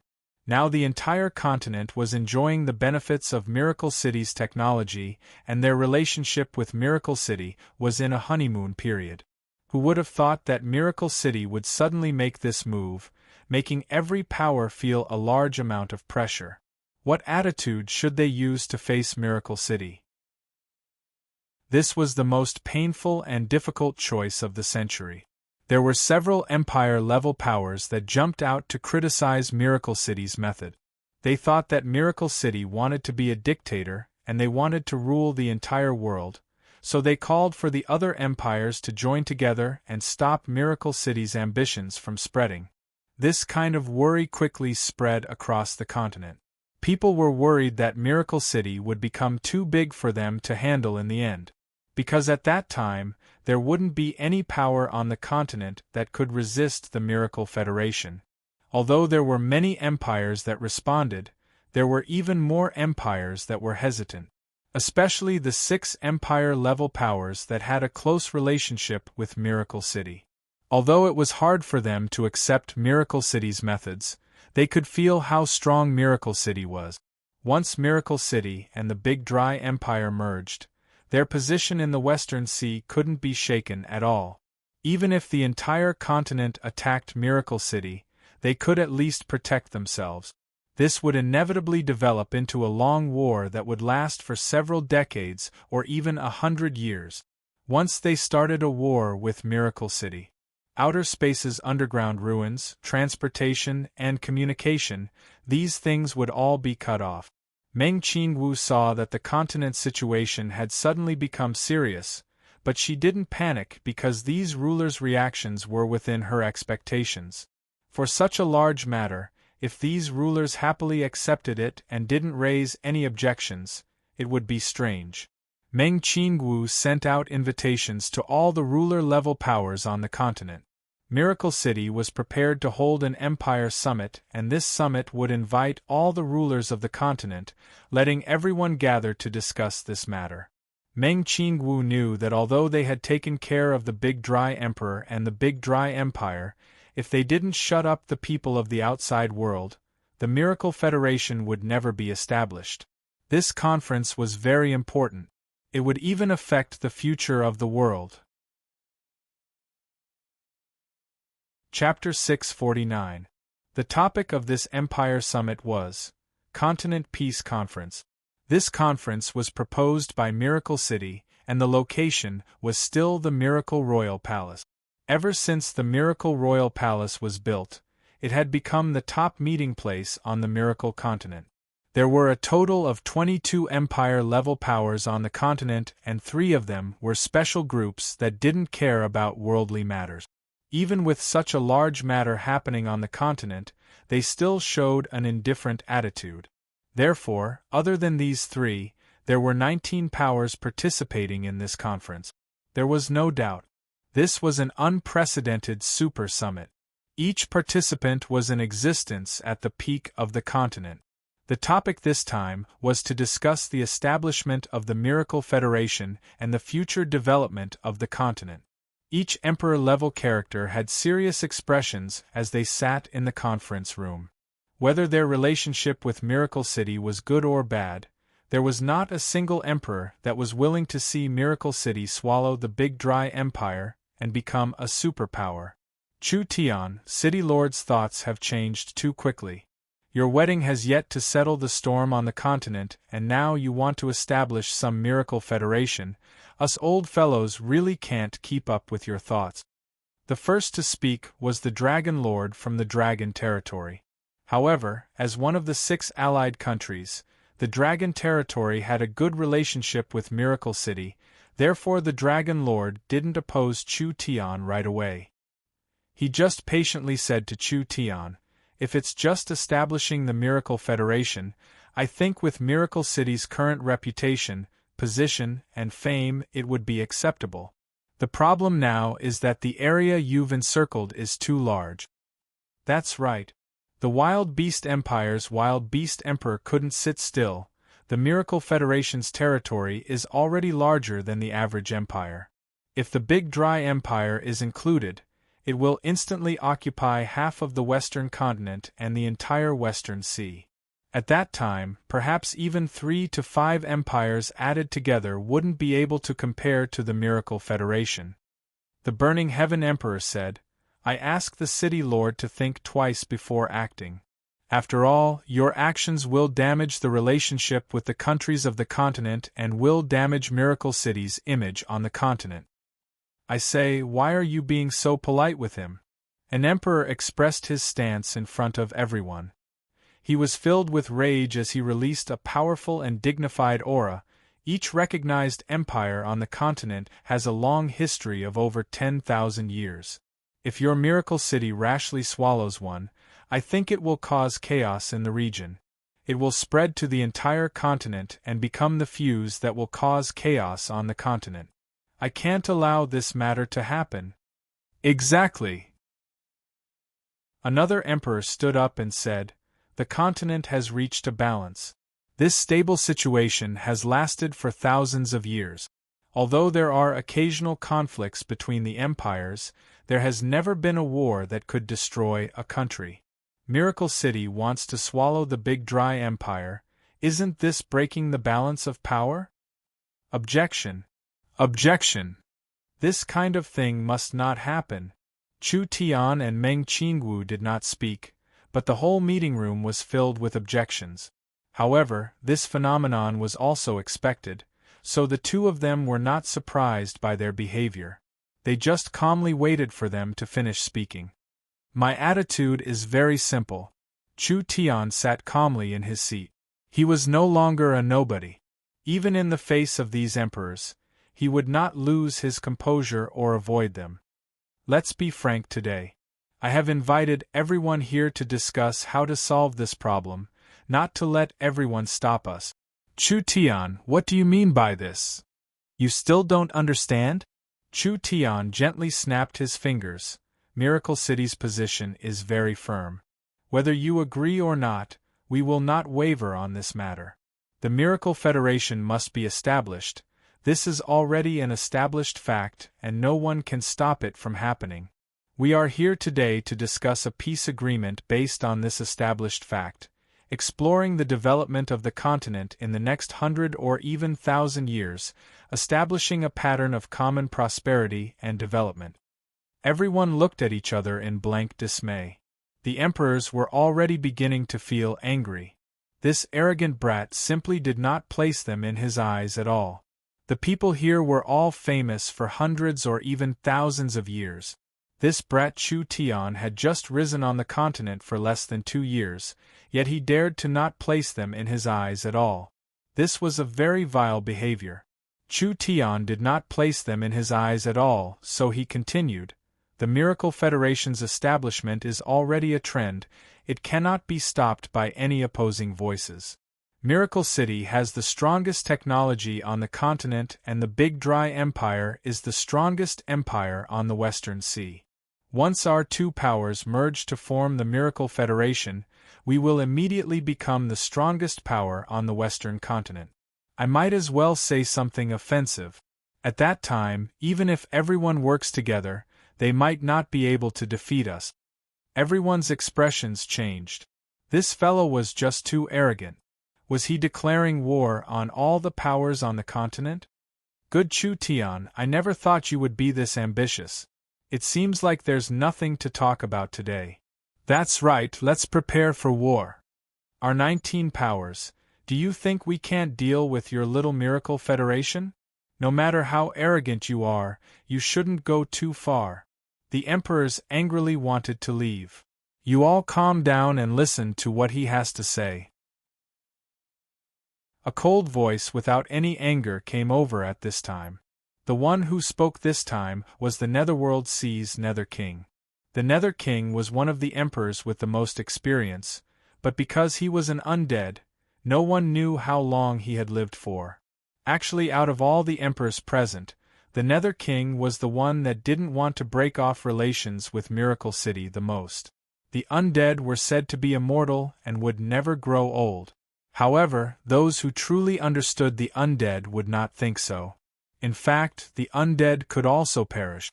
This was because once they were transformed into undead, all of their senses would cease to exist. Sight, hearing, touch, smell, and so on. In addition, all of their physiological functions would stop. They did not need to eat, reproduce, or sleep. The undead were like a ball of fire in a cage. They could only use a special method to sense the world. The longer this state lasted, the more their soul and mind would decline. The aging of the physical body could be maintained with medicine, but once the soul died, it was irreversible. With the recent birth of the Miracle Continent, large amounts of undead from the Netherworld Sea entered the Miracle Continent. These undead reconstructed their bodies on the Miracle Continent, and they could use biological methods to dissolve the world, which had a large effect on the aging of the undead. The undead were a race that had no desires. The Netherworld Sea was one of the most mysterious powers on the continent, so it was unknown what kind of terrifying background they had. The Netherworld Sea didn't want to participate in the chaotic battles of the continent because wealth and power had no meaning to them. Only by making them truly immortal could they display their greatest value. The emperors that wanted to leave hesitated a bit. The biggest problem now was the attitude of the 6 empires in the Miracle City Alliance. The Netherworld Sea had the deepest background and history among the 6 empires in the Miracle City Alliance. If the Netherworld Sea chose to stand on the side of the Miracle Federation, there was no hope of overthrowing the Miracle Federation at all. If everyone thought about it, Chu Tian's words were a bit arrogant, but it wasn't the truth. Miracle City had developed to this step today. They were no longer existences that could be casually destroyed. The continent's transportation, logistics, and communication systems were all created by Miracle City. This also meant that if they became enemies with Miracle City only needed to cut off these things and they would quickly return to their previous state. not to mention attacking Miracle City at that time. The Empire's armies would cross the continent and it wouldn't even take a year or two for them to gather. Miracle City's powerful transportation technology, especially the space gate, as well as the deep space weapons that appeared not long ago, they had the ability to destroy the continent's armies before they gathered. If the continent's armies gathered together, could they defeat the Miracle Federation? This was too difficult. Miracle City's technology was too far ahead of the continent. Every year was a whole new world, therefore there were too many uncertainties. When the Big Dry Empire attacked Miracle City was just a power that was a bit weaker than a normal warring kingdom. Who would have thought that the Big Dry Empire would be the losing side? History always had a pattern. Now that the continent's countries were working together to deal with the Miracle Federation, of course it looked like the Miracle Federation had no chance of winning, but who knew the result when they really fought? Once this kind of battle started, it would be very hard to stop. The Miracle Alliance was surrounded by over 20 powers. Even if they couldn't hold on and Miracle City was about to fall, Miracle City could retreat to the Western Sea, underground or outer space. This way, they wouldn't be able to chase them no matter what. After all, they didn't have the necessary technology. If they couldn't wipe out Miracle City in one go, this power would come back sooner or later and they would become the continent's nightmare. In today's meeting, they had to continue even if they didn't want to.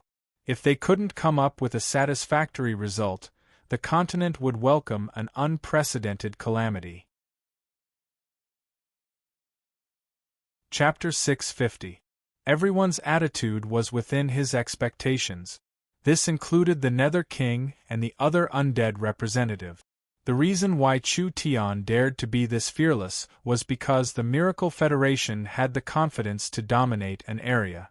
Secondly, although the 19 powers were very strong, it wasn't an easy matter for them to work together. It was because they were too strong. It would be hard for them to cooperate sincerely like this. If the empires worked together, Miracle City wouldn't even need to make a move. There would be internal conflicts between the various races and countries because of the inequalities. Frankly speaking, even if they worked together, they would still be a motley crew. Without several years, they wouldn't be able to work together. Now they could have a proper discussion. Concerning the Miracle Federation, I think I should be the one to speak. Meng Qingwu knew that Chu Tian didn't care about the consequences when he spoke. If he was the one to speak, he might cause some trouble, therefore Meng Qingwu personally explained the Miracle Federation's plan.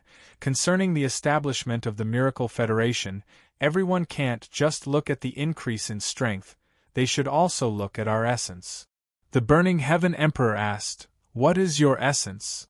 No matter how it changes, from Miracle City to the Forest Alliance, to the Miracle Federation, our essence has never changed and our essence is miracle commerce. Meng Qingwu slowly said, "We have strong technology as our backing, we have a foothold in business, we develop in business, and we build a country in business, so in the end we are still a company. Then in terms of our roots, we are just merchants and not ambitious people. Dominating the continent has no meaning for us, we are more inclined to do business with the continent and let the entire continent enjoy Miracle Commerce's products and technology. This is our core. War is the result of political games and competing for benefit. Miracle Commerce is different from the other countries. Our core interest is not in war, but in peace, therefore we have no reason to dominate the world. This is because we can rely on our current technology to develop our business to the peak. So in terms of essence, Miracle Commerce is not aggressive. As long as the world is prosperous and we have relations with other countries, we can become the true winners." Everyone knit their brows. Although these words were reasonable, but it was too difficult to convince these people. From the few years that Miracle Commerce has appeared on the continent, we have never occupied a single inch of land. We have always used cooperation and openness as our main method. The Miracle Federation still believes in this. Meng Qingwu said this and then added, the times are different now. Everyone can see that Miracle City has begun to spread across the continent. The technology we control is becoming more and more precious and powerful, but our overall strength can't compare to anyone here. The continent's situation is very stable now, so we can barely hold our current position. This is the so-called unpredictable winds and clouds in the sky. If there is a large-scale war, Miracle City will be the first to be fought over by the various countries. Do you think we can be at ease? Meng Qingwu said solemnly. Miracle City's technology stands at the pinnacle of this world, but we don't have the corresponding power to protect this technology. It was like a frail child guarding a huge vault, surrounded by a group of strong men. The instability and hidden dangers of such an existence were far greater than the rise of a superpower. We had no choice but to use this method to increase our confidence. Now that the continent is becoming one, we are bound together for good or bad. I hope that war will never happen. Miracle City's technology was indeed too attractive. If they fell out with Miracle City now, both sides would suffer losses. No one would gain any benefits from this matter. The Wind Moon Empress couldn't help saying, "Then what are you prepared to do? Since you invited us here, you must have already thought of a solution." The Wind Moon Empress was one of the most difficult emperors. This reason was very laughable. These emperors were addicted to playing on the Miracle Continent, and there were many interesting inventions from Miracle City. These empires were the first to benefit from it compared to the other empires on the continent. Therefore they were the most affected, and now they had to suddenly break off relations with Miracle City. This was a very difficult choice. It really was a very difficult choice. For today's meeting, we are only the organizers. We hope to form an alliance between the 19 of you. Meng Qingwu didn't beat around the bush. At the same time, we hope to gather the strength of the 19 countries to create a joint council that will protect peace and prosperity on the continent. Meng Qingwu continued to add, the Miracle Federation is willing to promise that they will forever remain neutral, not roping in any power, and accept the joint council's supervision. No matter what happens on the continent, they will not use any force to invade a city or land. If they violate the contract, they will be attacked by the entire world. This contract placed the Miracle Federation on the opposite side of all the powers on the continent. If the Miracle Federation made any movements, the entire world would join together to deal with the Miracle Federation. An emperor said, "The Miracle Federation is developing very quickly. Who knows what the future will be like? We might have a chance of winning now, but what about in 10 or 100 years?" This is another important bargaining chip that we have to propose today. Meng Qingwu had already thought of this relationship. Miracle Commerce will lift the ban on all goods from today onwards. We can build transport gates on the continent for free, which will be managed by the Joint Council. Other than that, we will sell 50% of Miracle City's high-end weapons, from the warships to the deep space weapons. We will allow Miracle City's weapons to flow across the continent, increasing the continent's strength like this. This was a rather sincere condition. Actually, everyone understood in their hearts that Miracle City swallowing the Big Dry Empire was just completing their path of domination ahead of time. Otherwise, with Miracle City's current development, even if they didn't swallow the Big Dry Empire, as long as they formed the Miracle Federation and developed for 8-10 years, Miracle City could still become the overlord of the continent. This was a hard-to-change fact. Unless they destroyed the Miracle Federation before it matured, but was this easier said than done? The main difference between the Miracle Federation and the countries of the continent was in technology. If they couldn't make up for this difference in technology and weapons, the result would be the same even if the Miracle Federation didn't swallow the Big Dry Empire. Now that Miracle City had swallowed the Big Dry Empire as a condition, they were willing to sell half of their most advanced weapons. This was equal to giving the other countries of the continent the ability to make super weapons. This way, the continent's strength could be balanced. No matter how powerful the weapons are, they are still made by Miracle City, so it's hard for us to be assured. An emperor that opposed the Miracle Federation loosened a bit, but he threw out a new condition: it's not impossible for the Miracle Federation to be formed. We request that Miracle City release a portion of their technology. Yes. Before Meng Qingwu could say anything, Chu Tian directly answered for her. Miracle City can release their military technology. For example, the source energy machines, the mecha armors, and the warship. We can release all of these military technology. When he said this, everyone was shocked. Miracle Commerce was really willing to release the source energy weapons manufacturing technology? This was a very important piece of technology.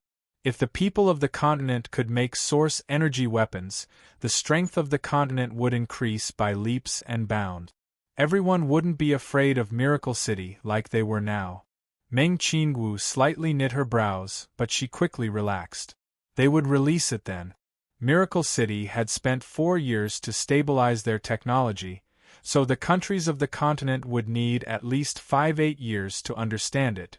Now Miracle Commerce controlled the main resource fields and resource channels of the continent, so they could create the most perfect production chain in this period of time. So what if the countries of the continent had the related technology? The talents, resources, and production chain were all controlled by Miracle City. If they wanted to make large warships, it wouldn't be enough without at least 10 years. Even if the other powers controlled Miracle City's technology, controlling this technology and developing it were two different things.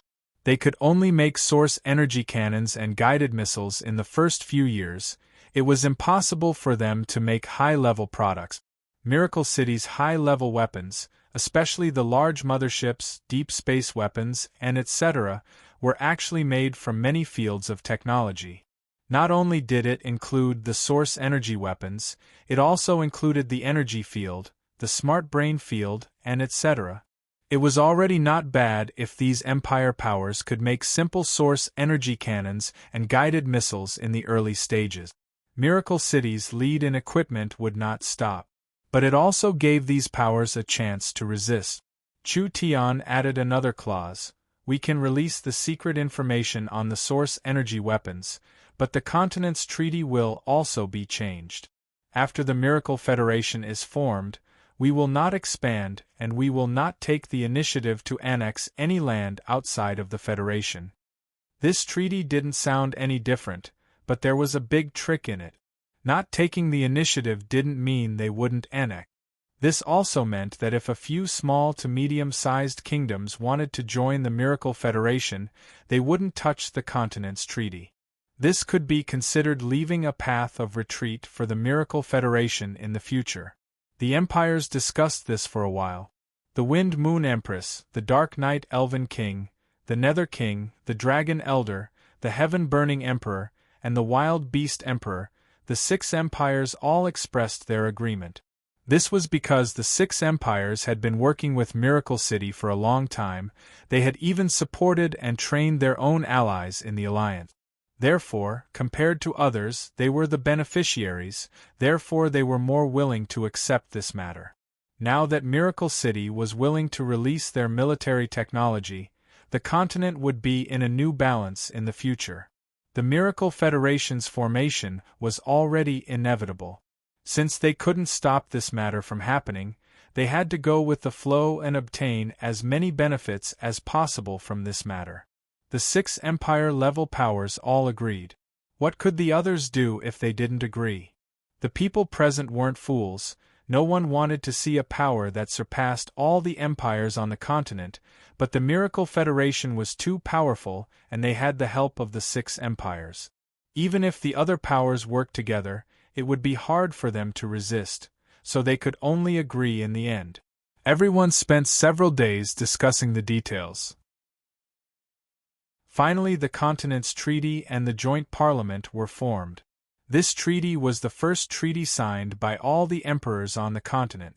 There were over 1,000 rules that firmly bound the continent, laying the foundation for the continent's development for the next 1,000 years. Chapter 651.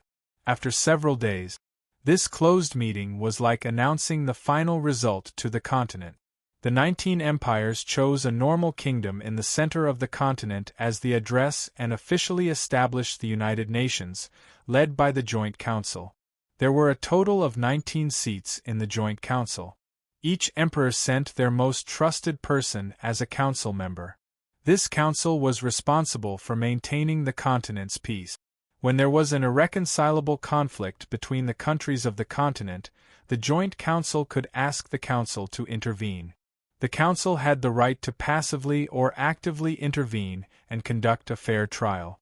If a country didn't obey the trial, the Council had the right to send a peacekeeping army to attack that country, and the other member countries had the duty to help the peacekeeping army. This Joint Council seemed like it was established to maintain the continent's peace, but its main goal was the Miracle Federation that was about to be born. This was because once the Miracle Federation revealed its wild nature, the Joint Council would summon the entire continent to fight against the Miracle Federation. Not only did Miracle City not have any objections to this, on the day the Joint Council was established, they gifted 5 warships, 100 fighter jets, 1,000 cannons, and tens of thousands of source energy weapons. Other than that, they provided money to build a space gate, 4 transport towers, and 500 transport scrolls for the Joint Council. These transport scrolls would be sent to the heads of the various countries.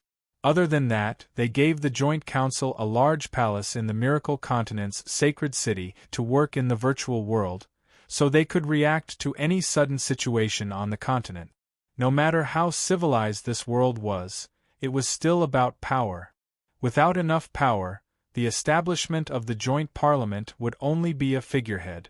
In the end, it would become a puppet or a useless organization in name. Large amounts of weapons were necessary. Transport towers, space gates, transport scrolls, communication devices, and virtual offices, they were all a complete set. The matter of Miracle City using the 6 great alliance countries to defeat the Big Dry Empire had already been spread across the continent. Everyone knew that Miracle City had invented a mysterious space gate that could quickly send an army to every corner of the continent. Whoever had this terrifying equipment in their hands would have the power to attack the entire continent. This was a very terrifying deterrent weapon. The Joint Council hadn't been established yet, but Miracle City had given them large amounts of precious weapons and equipment, and Miracle City had helped build the space gate. This already gave the Joint Council a large amount of power and authority. Miracle Commerce's assistance was necessary, but just relying on Miracle Commerce's support couldn't support a completely independent Joint Council.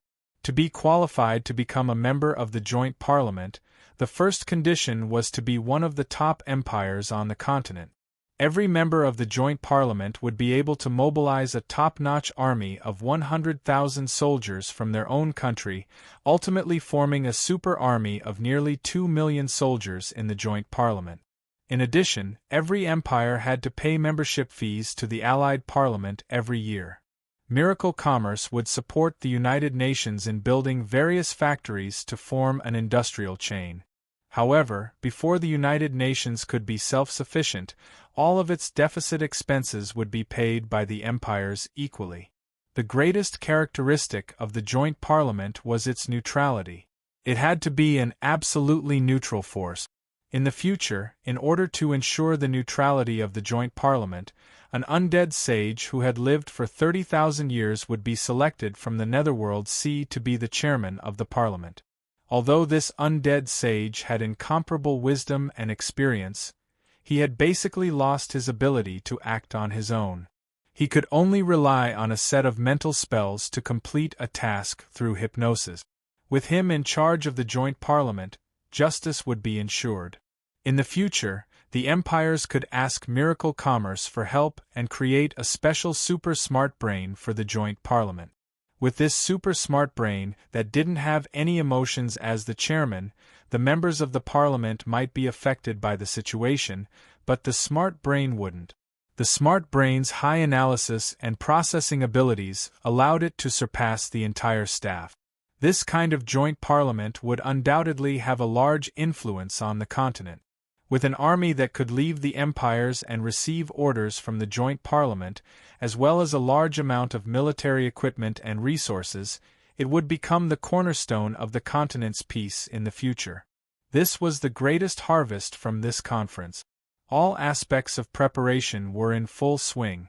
The Miracle Federation matter could not be dragged on any longer. Chu Tian and Meng Qingwu came to the Big Dry Empire to clean up the mess.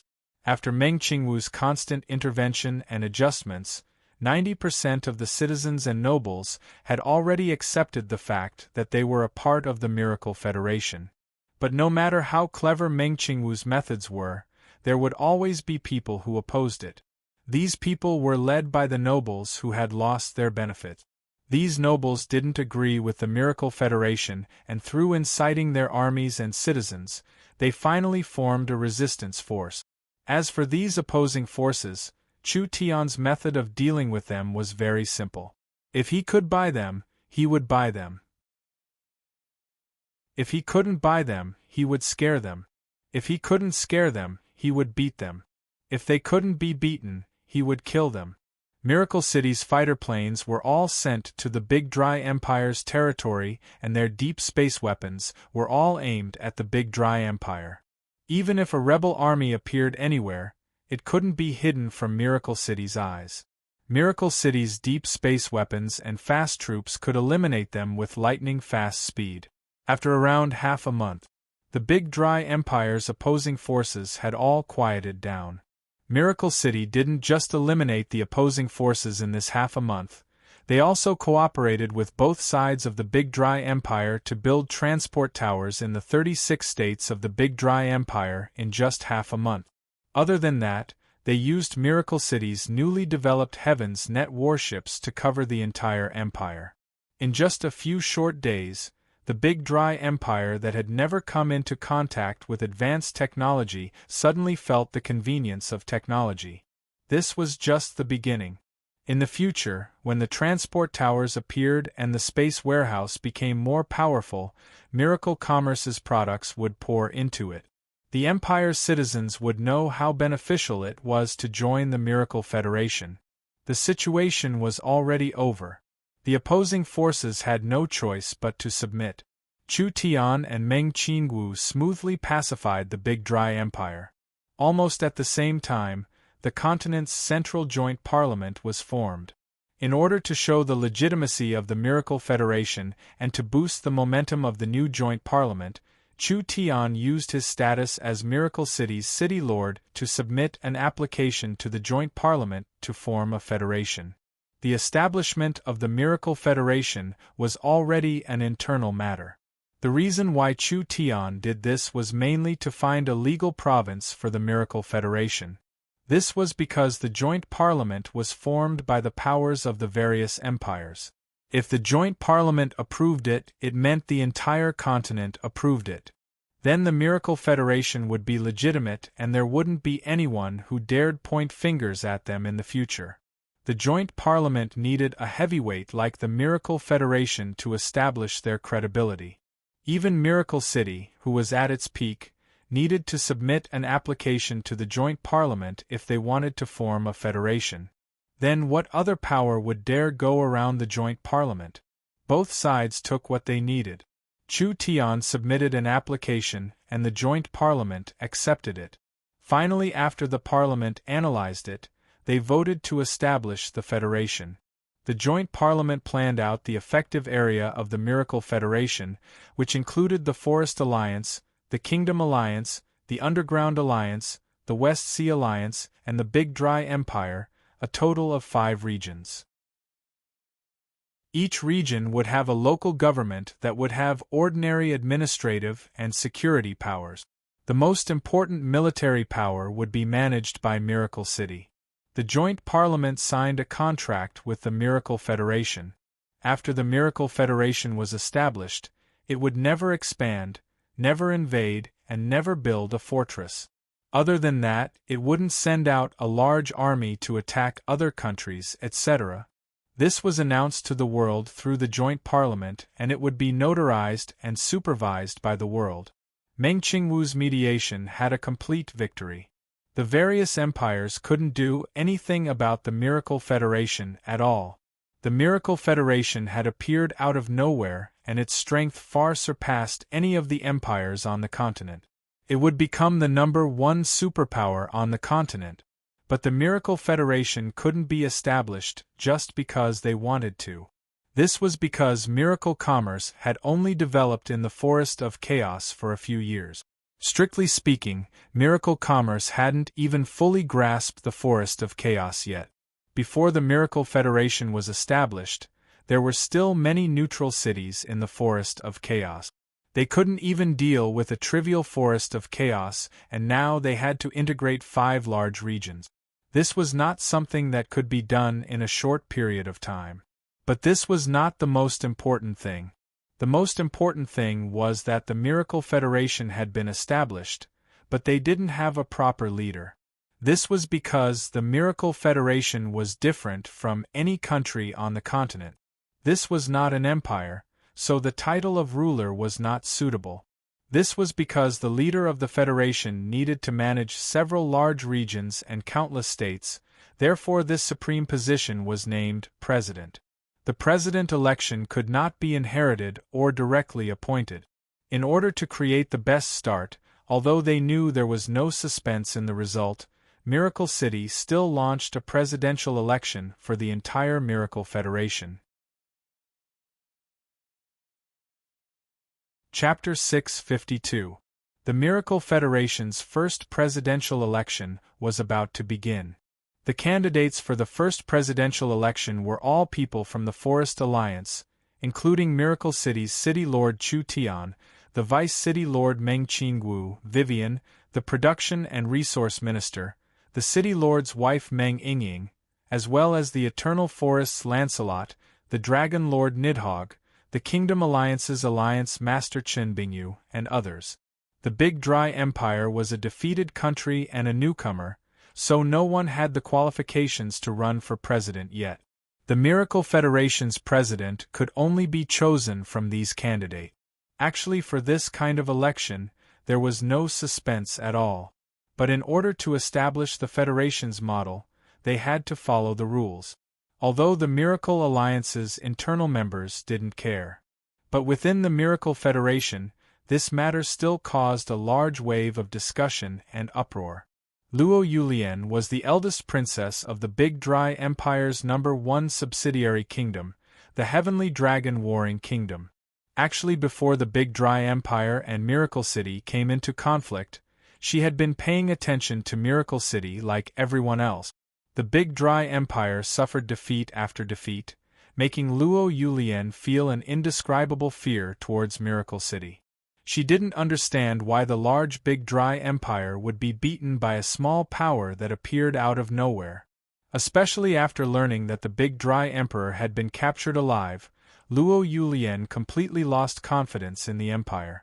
The Big Dry Emperor's prestige in the Big Dry Empire was unmatched, and now that the Big Dry Emperor had been captured, what face did the Big Dry Empire have to stand on the continent? Luo Yulian's understanding of Miracle City deepened. She obtained all kinds of Miracle City's products through various channels, and it was these Miracle City products that allowed Luo Yulian to have a deeper understanding of Miracle City. She began to understand why Miracle City was victorious in the war. This kind of power filled with creativity, it was simply a new future for the continent. In the future, Luo Yulian would witness the Big Dry Empire's chaos. The news of the Big Dry Emperor being captured was sealed by the Big Dry Empire's high level, but for some unknown reason, probably because the paper couldn't contain the fire, the news spread across the empire like a plague, and there were rumors everywhere. Some people said that the Big Dry Emperor's cultivation had been crippled, and he was being tortured day and night in Miracle City. Some people said that the Big Dry Emperor had lost 2 million soldiers in this battle, and he had to give up 100 cities. There were also rumors that the Deqian Empire was greatly weakened after this battle. More than a dozen loyal vassal states had cut off relations with the Deqian Empire, and several empires on the continent were working together to beat them when they were down. All kinds of rumors were flying everywhere, some were true and some were false, and it was difficult to distinguish them. In short, it made people panic. Merchants stopped doing business, and medicine farmers stopped cultivating. Many families were even preparing to move. Even the administrative system was paralyzed. Some people in the Heaven Dragon Warring Kingdom suggested leaving the Big Dry Empire, and Luo Yulien became a loyal supporter of this. The reason was very simple: the Big Dry Empire didn't have time to care about subordinate kingdoms. The Heavenly Dragon Empire used this chance to escape the Big Dry Empire's control and rely on Miracle City. Something that Luo Yulien never expected happened.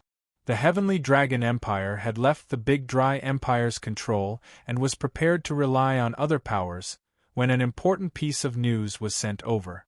The Big Dry Empire announced that they would merge with Miracle City, and the Big Dry Empire would become a country under Miracle City's control. This change was too fast and too shocking. Luo Yulien was very happy that the Big Dry Empire's Big Dry Emperor didn't participate in the presidential election. Otherwise, if the Big Dry Empire's Big Dry Emperor became the Federation's president, the Heavenly Dragon Warring Kingdom that betrayed the Big Dry Empire wouldn't have a good ending. The Miracle Federation's election was divided into local and central elections. The local regions had their own president and the central region had their own president. Of course, the local president was just the head of the local government and most of the power was concentrated in the central region. This meant that after tonight, the Big Dry Empire would no longer be a sovereign country. It made a respected empire submit to this kind of degree. How did Miracle City do this? Luo Yulien was shocked, but she felt this result was very good. Miracle City and the Big Dry Empire could work together. This would lead to the rise of a giant power on the Western continent.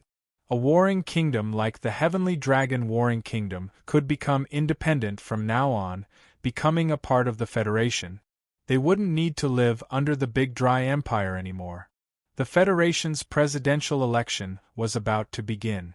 Miracle City sent the list of presidential candidates and detailed information to the various regions of the Federation for people to look over. This process was undoubtedly promoting the high-level members of Miracle Commerce, allowing the various regions of the Federation to have a deeper understanding of Miracle City and Miracle Commerce. When Luo Yulien saw Chu Tian's rise to dominate the continent, she couldn't believe her eyes. There was actually such a legendary person in this world. She had thought that Miracle Commerce's technology and background had been accumulated over thousands of years, but now it seemed like she was completely wrong. From nothing to something, it only took a total of 5 years. Less than 5 years. What could be done in 5 years? A cultivator could spend 5 years in a closed-door cultivation room. For an expert or a powerful race, 5 years was just a blink of an eye. They didn't have any concept of time at all. The Miracle Commerce created by Chu Tian had grown from nothing in less than 5 years. Now it had gone from a small company in a small country to a giant corporation that spanned the entire continent. Luo Yulien was very interested in the company chairman Chu Tian, but as she learned more about him, everything about this man that flew across the world like a meteor was inconceivable. No one knew where his intelligence came from and why he had so many ideas in his head. His birth, his experiences, everything about him was a mystery. 10 days later, the presidential election was finally held. Luo Yulien followed her family to the election location in the Heavenly Dragon Warring Kingdom's Imperial City. It was just Heavenly Dragon Imperial City, but there were 1.5 million people participating in the election. When Luo Yulien arrived at the election location, she was stunned by the sea of people in front of her. Royal Father, what is going on here? There are so many people, how are we going to vote? The Heavenly Dragon King was a middle-aged man over 50 years old. He never thought that there would be this many people participating in the election in Imperial City. In response to the eldest princess' question, he pointed at the sky. Luo Yulian looked up at the sky and saw a giant ship appear in the sky above Heavenly Dragon City. This 500-meter-long supership had the symbols of Miracle Commerce and the Miracle Federation on it, slowly descending into the central square of Imperial City. Too big. Too shocking. How could a giant ship made of metal fly in the sky? This was the country's first time seeing the masterpiece of Miracle Commerce, so every citizen was stunned. This was unavoidable, after all, in the eyes of normal people. Miracle Commerce's work had already surpassed reality and imagination, subverting everyone's common sense. Thank you everyone for supporting the Miracle Federation's first election. This ship is a Heaven's Net giant spiritual and information ship. The first Miracle Federation election will be conducted through spiritual vote. Each participant will use their spiritual energy as proof to vote in the election system. Each vote will be fair and open, laying a democratic and prosperous foundation for the Miracle Federation for generations to come. When everyone heard the voice coming from Miracle Commerce's warship, they were all stunned, unable to express themselves. Spiritual energy votes. This was something that had never been done before or since. Each person's spiritual energy was unique, and the probability of having the same spiritual energy was less than 1 in 2 billion. Therefore, anything could be faked, but spiritual energy votes could not be faked. This time the Miracle Federation was open to the public, so it was clear who sent out each spiritual energy vote. Other than that, during the spiritual energy vote process, Miracle Commerce could use spiritual energy to determine if the vote was fair or not because the spiritual energy was directly connected to the mind. If the vote was bought or forced, the spiritual energy vote would not pass. This meant that the Miracle Federation's presidential election did not depend on one's strength. This was true democracy and this was true advancement. The Miracle Federation's presidential term was 10 years. Of course the president could be re-elected, but the election every 10 years meant that the president had to be responsible for his words and actions. Wantonly plundering the people's wealth or tyrannical policies didn't win the hearts of the people, so they would be pushed down from the throne by the people. Similarly, as long as one had outstanding abilities and high morals, they could start from the lowest level to become a governor. Finally, they could participate in the regional presidential election and even become a presidential candidate in the future. Each person had unlimited possibilities, as long as they were outstanding enough. From the local officials to the central president, everyone was like this. This kind of transparent and open political system was unique on the continent, but it gave people unlimited yearning and motivation.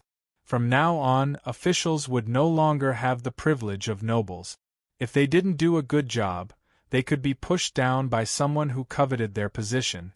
This kind of competition and supervision would form an open political system that would help maintain the stability of the Miracle Federation and also give these countries hope. There were many people in the Big Dry Empire who were dissatisfied with Miracle City ruling the entire Federation, but with this system, it gave them hope and opportunity. The Big Dry Emperor could enter Miracle City as a presidential candidate in 10 years. With the Big Dry Empire's large population advantage, the Big Dry Emperor would be a strong candidate. Wouldn't the Big Dry Empire take over the Miracle Federation at that time? This sounded whimsical, but this kind of situation could happen, and it was reasonable for the Miracle Federation. Chapter 653. The Miracle Federation's presidential election had officially begun. There were a total of 200 areas for the election and there were a total of 10 warships used for the election.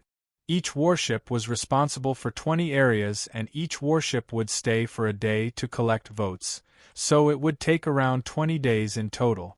Miracle City's votes would be sent to the center and the results would be announced to the entire continent through the media. Although they knew there was no suspense in this election, everyone still paid close attention to it. The various countries even started betting on the rankings of the candidates and the number of votes the president had. 5 days passed. There was a clear trend in the first wave. Chu Tian alone had over 70% of the votes, Meng Qingwu had 20% of the votes, and the remaining 10% belonged to the other candidates. 10 days passed. The second wave of data basically determined the result. Chu Tian still had 65% of the votes, and Meng Qingwu had 26% of the vote. The two of them added together already had 91% of the votes, which also meant that the other candidates added together didn't have more than a single digit. These people could already be eliminated. After the Miracle Federation citizens understood the structure of Miracle City and Miracle Commerce, although Chu Tian's position was still high, there were many people who agreed with Meng Qingwu. Chu Tian's supporters were mainly from the middle and lower class because this group didn't know much about Miracle City and Miracle Commerce. Therefore, they were attracted by Chu Tian's personal growth and achievements, causing them to worship Chu Tian. The reason why Meng Qingwu had such a large number of supporters was mainly from the high class. They all knew that whether it was Miracle City or Miracle Commerce, they were all managed by Meng Qingwu. This vice city lord was smart and capable, making everyone who knew her feel admiration. Therefore, Meng Qingwu had a very good support rate.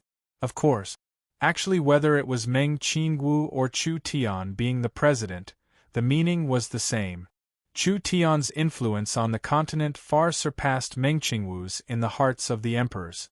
This was because Meng Qingwu was smart and capable. If she didn't rely on a person like Chu Tian, she would at most be a successful person in a city or a country. She wouldn't be able to be famous like she was now. Chu Tian was the true soul of the Miracle Federation. The first president of the Miracle Federation would be Chu Tian. As for whether Chu Tian would be the president in the future, or whether it would be Meng Qingwu or another high-level member of Miracle Commerce, or even someone from the Big Dry Empire or another region, it didn't matter. This was because although the Miracle Federation was a country, the core was still Miracle Commerce. As long as Chu Tian and the others held Miracle Commerce in their hands, it didn't matter who was the president of the Miracle Commerce. It was just hiring someone to manage the country. The true lifeline of the country would always be in the hands of Miracle Commerce. Of course, with the people from Miracle Commerce here, it wouldn't be easy for the Big Dry Empire's Big Dry Emperor to run for president. The Big Dry Empire's population was a third of the Miracle Federation, but outside of the Big Dry Empire, the Big Dry Emperor couldn't find any supporters. There were quite a few people in the Big Dry Empire that supported Miracle Commerce, and this number would continue to increase. After the 15th day, there was basically no need to choose anymore. The number of voters already accounted for 75% of the voters, but Chu Tian's votes actually exceeded 50% of the voters. This also meant that even if the remaining people voted for Meng Qingwu, there was nothing they could do. Miracle City immediately announced to the public. The Miracle Federation's first president would be Chu Tian and the vice president would be Meng Qingwu. This result couldn't be changed from the beginning, but now that it was announced, it still caused a large amount of cheers and excitement.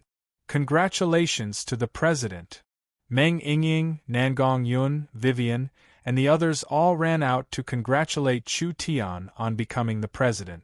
Nangong Yun hugged Meng Yingying and casually said, "Does the president's wife want to treat us to a good meal? My requirements aren't high, just the Miracle Royal Palace's emperor's meal is fine." After these days, Meng Yingying had completely adapted to her identity, so she didn't reveal an embarrassed expression. "All right, not to mention the emperor's meal, we'll introduce a president's meal that's even better than the emperor's meal." "Wha, president's meal?" Vivian's eyes lit up. "I want one too." Choosing a president was such an important matter, but these people actually talked about food. They really didn't take this matter seriously. Meng Qingwu walked in from outside and said to these people, The president has been chosen and the notice has been sent to the continent's joint parliament. We will now hold the president's inaugural speech. Ying, you're the Federation's first lady, so you have to appear. There's also Nangong Yun and Vivian, you're all high-level officials of the Federation, so you have to attend. It's this troublesome? We're different from before, the eyes of the entire continent are watching us, so we still have to go through formalities. This is unavoidable. Meng Qingwu helplessly shrugged her shoulders. But the good news is that our presidential palace has already been built. I think we'll use it today. Don't you want to take a good look? The presidential palace. This is great. I want to take a look. Miracle City's City Lord's castle was the City Lord's office. Now that Chu Tian's group had created the Miracle Federation to rule the continent, naturally there should be a new office. Everyone came to the transport tower. After the transport tower lit up, everyone appeared in the main hall of the presidential palace. The main hall of the City Lord's palace seemed to be completely sealed, being around the size of a small plaza. It was made from moon crystal, therefore it looked graceful and noble. The various countries' rulers were all invited here. The Wind Moon Empress looked around and said, "This is Miracle City's new presidential palace? I think it's only SOSO, it's only on the level of this emperor's temporary palace." The other rulers all nodded. Everyone thought that Miracle Commerce's new presidential palace would be very grand, but it seemed like the surrounding materials were high level, but the space wasn't big enough. It couldn't even compare to the Miracle Royal Palace. Everyone's speaking too early. Chu Tian gently snapped his fingers. Turn on the exterior mode.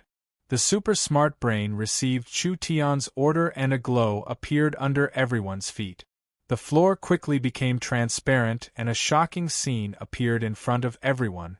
The entire plaza's floor turned into a giant map, but when everyone looked carefully, they were shocked to find that this wasn't a map at all, but rather a real image. The continent appeared in front of them. The mountains, lakes, ravines, oceans, and forests, all of it was perfectly displayed. Everyone finally understood what kind of situation Miracle Commerce's presidential palace was. This was a giant floating castle. Chu Tian explained to everyone's shocked expressions with a smile. The Miracle Federation's presidential palace is a floating castle that Miracle City has been building for a long time.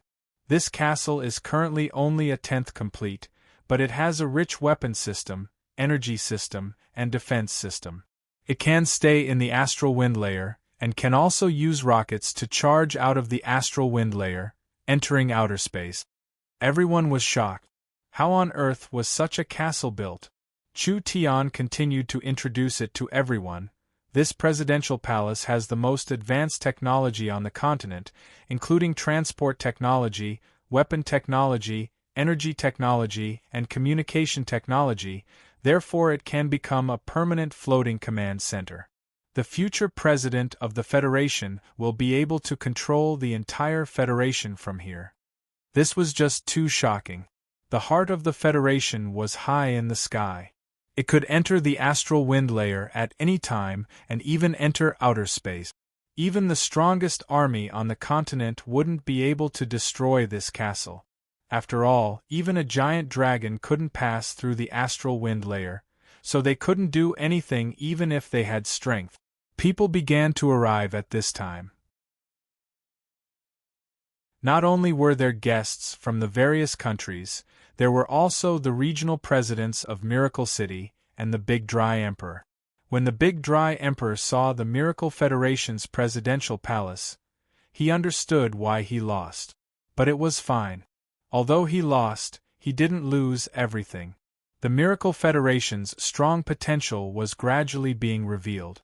The Big Dry Emperor wasn't that old, and with his cultivation, living another 500-600 years wasn't a problem. In these 500-600 years, the Big Dry Emperor could at least hold the position of the Big Dry Empire's regional president. Although the Miracle Federation's president position couldn't be inherited, the Big Dry Empire's advantage was something other families couldn't compare to. In the future, their heirs would be able to run for the Big Dry Empire's president position. Because of this competition, the Big Dry Empire's royal family would have a stronger life force.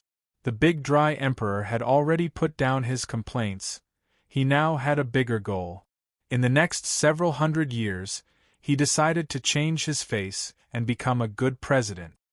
He would govern the Big Dry Empire well and win the hearts of the people, challenging the presidential palace in the future. The Big Dry Emperor could already see that Chu Tian didn't have any interest in being the president. It was fine if he was the president for 1 or 2 terms, but if he was the president forever, with Chu Tian's personality, he would be bored. After Chu Tian abdicated, Meng Qingwu could be the president for a few more terms, but Miracle Commerce's ambition wasn't the president position, they just needed to firmly grasp Miracle Commerce in their hands. As long as these two gave up on running for president in the future, wouldn't the Big Dry Emperor have a chance to sit in the supreme position of the continent? The Big Dry Emperor had lost his goal in the past, so he was blindly arrogant. Now that he had reached a higher height, he had regained his ambition and motivation. At worst, he would just have to wait 200-300 years. The live broadcast has been prepared. The Miracle Federation's City Lord's Palace and the Miracle Federation's President Chu Tian's speech will be sent to every corner of the continent. Now let's invite the president to speak. The people of the continent watched the live broadcast on their screens. The first thing that appeared on this screen was the full view of the City Lord's Palace. This was an image taken from a fighter jet. Miracle Commerce had spent several months to build the presidential palace. Although it didn't look complete and there were many areas that were still being built, one could see the grandeur of the presidential palace. A low and deep voice began to introduce it. The Miracle Federation's presidential palace was a floating castle made from Miracle Commerce's top technology. There were currently 10 large warships combined together, and it looked snow-white, giving people an indestructible feeling. This floating castle would become the symbol of the presidential palace. It would stay in the sky above Miracle City, and its orders would spread across the entire Miracle Federation, becoming the brain of the Miracle Federation that hung in the sky. Chu Tian and Meng Qingwu, the 2 presidents of the Federation, officially took office after a ceremony. After the 2 of them gave their inaugural speech, they announced the current situation of the Miracle Federation. The Miracle Federation had over 160 small and large countries and several thousand large cities divided into 8 regions. Each region began to elect a president. All the kings of the Federation could apply to become a candidate for the region's president. Another region's president was born like a raging fire. In the end, the Forest of Chaos region's president was the Elven King Lancelot, the Big Dry Empire's president was the Big Dry Emperor, the Great Zhou Queen Chenbingyu was the president of the 30 northern countries, the Dragon Lord Nidhogg was the president of the 30 southern countries, Jean Luo was the president of the 30 western countries, and the 30 eastern countries, as well as the underground and outer space regions, were all presided over by Thunder's Fury, Burst Claw, and other people of virtue.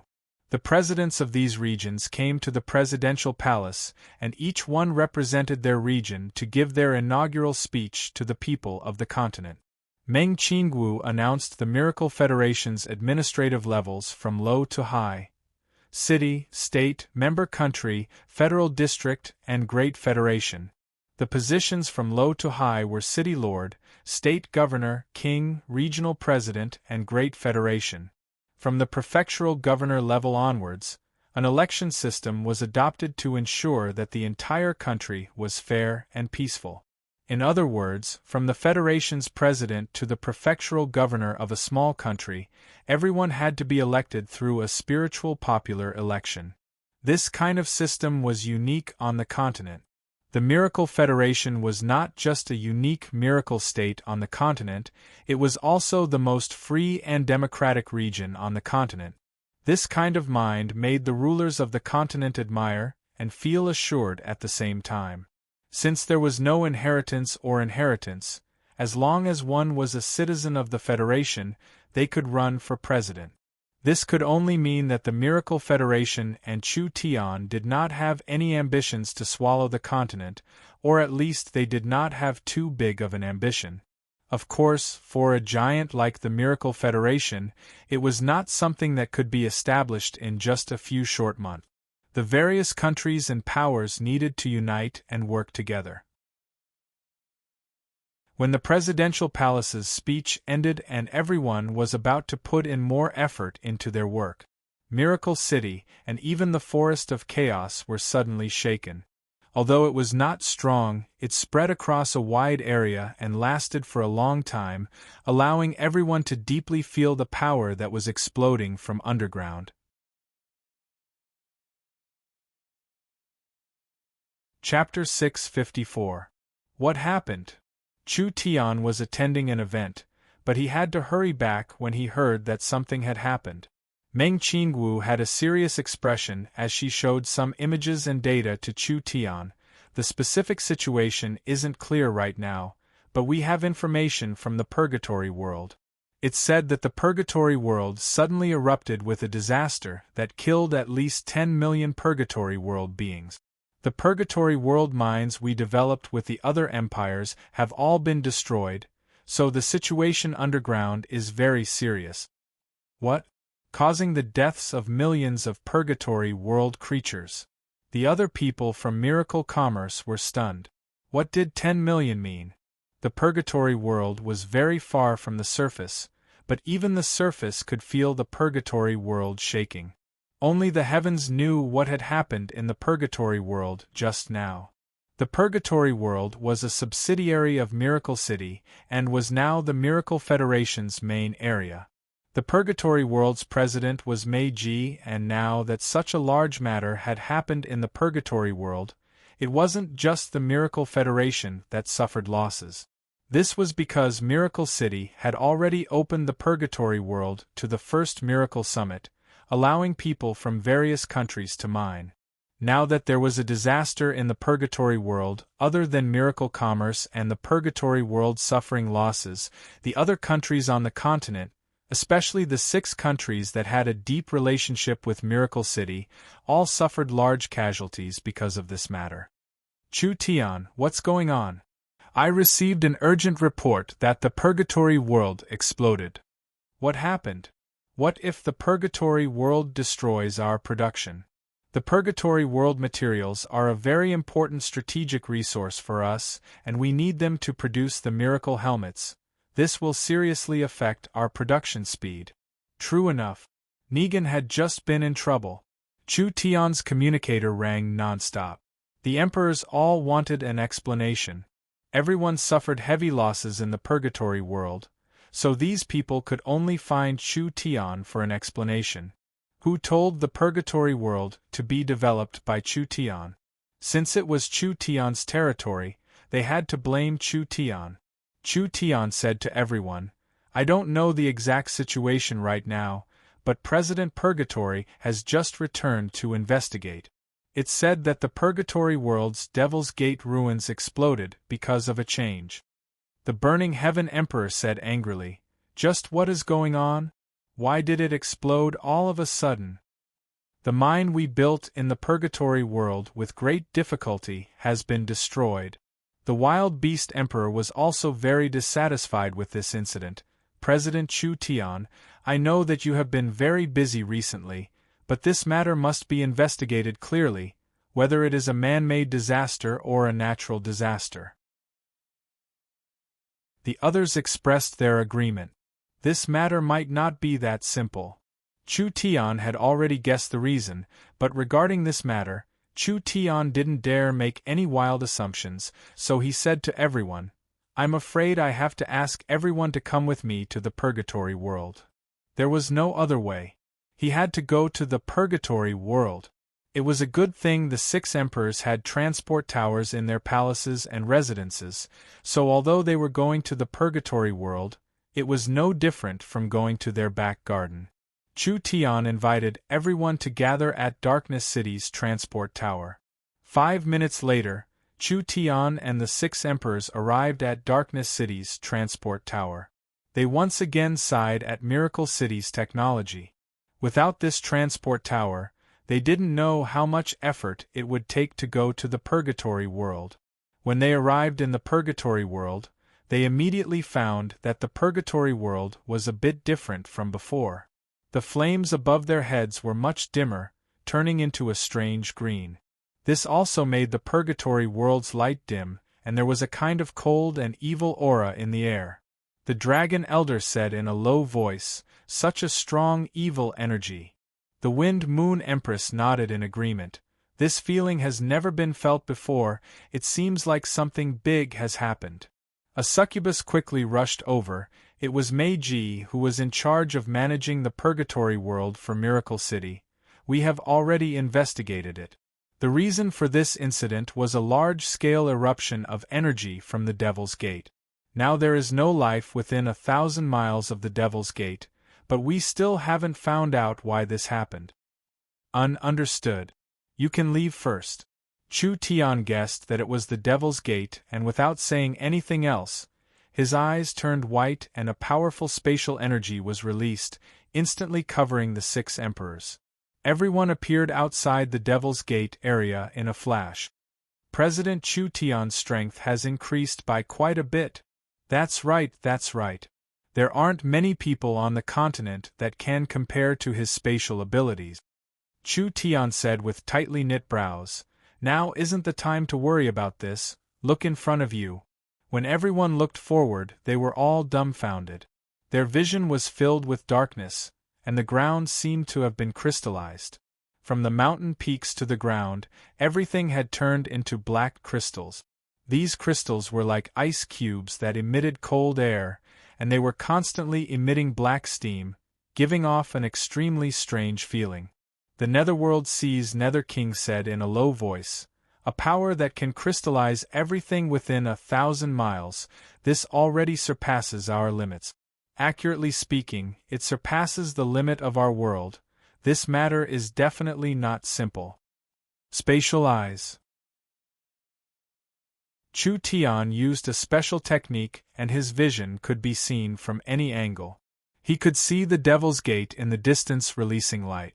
The Devil's Gate ruins in the Purgatory world were all affected by this situation. There was a steady stream of black energy coming from them, finally landing in the center of the Devil's Gate. There was a giant whirlpool in the center.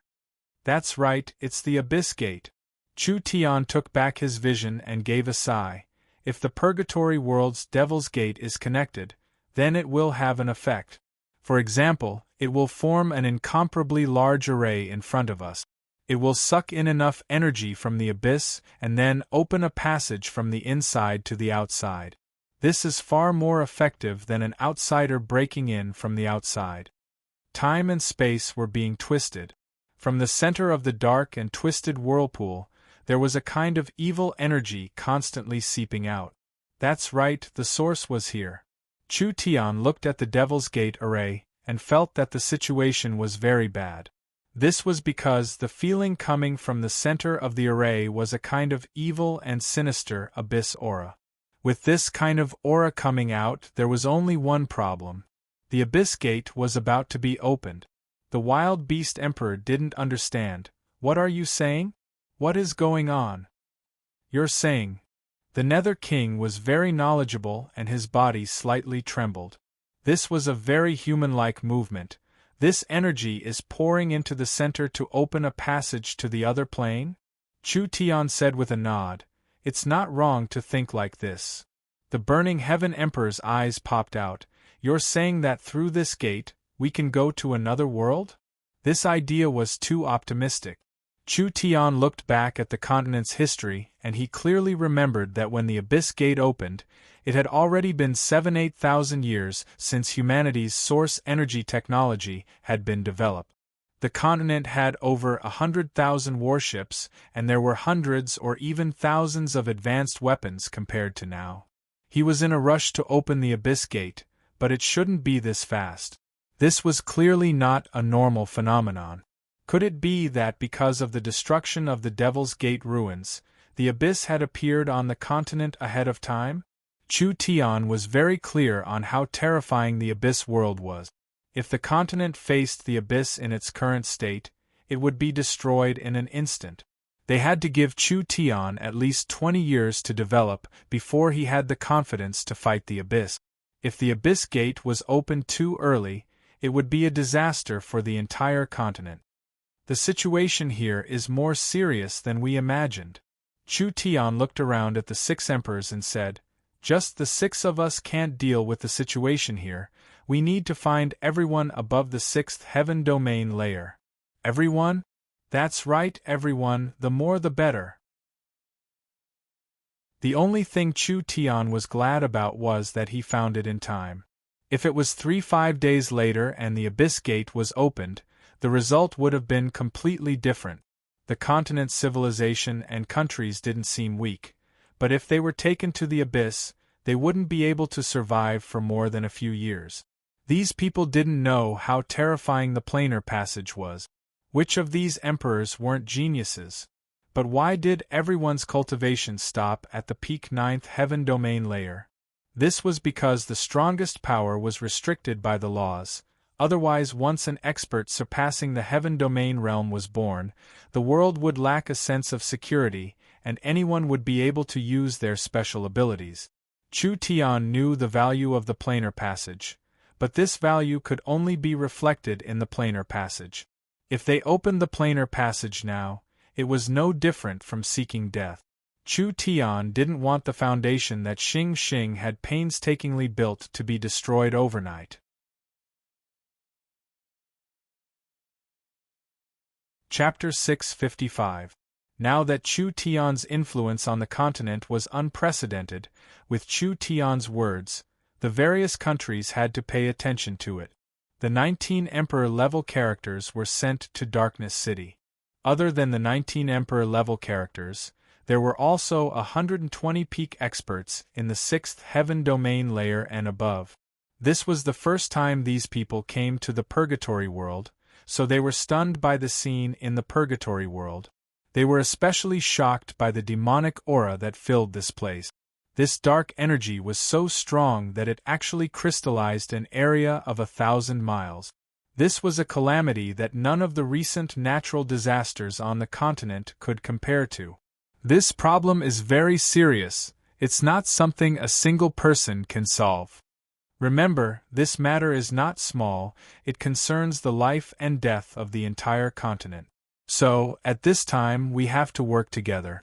Chu Tian spoke to everyone as the Miracle Federation's president. Everyone was confused about what was happening. An emperor couldn't help asking, "What is happening here? Can you explain it clearly?" Chu Tian directly connected to Darkness City's smart brain and had the smart brain project the images of the drones onto the screen.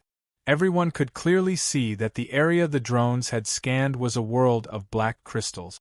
There were several bulging areas that were constantly spitting out black energy like volcanoes. This energy was being pulled to the center and gathered.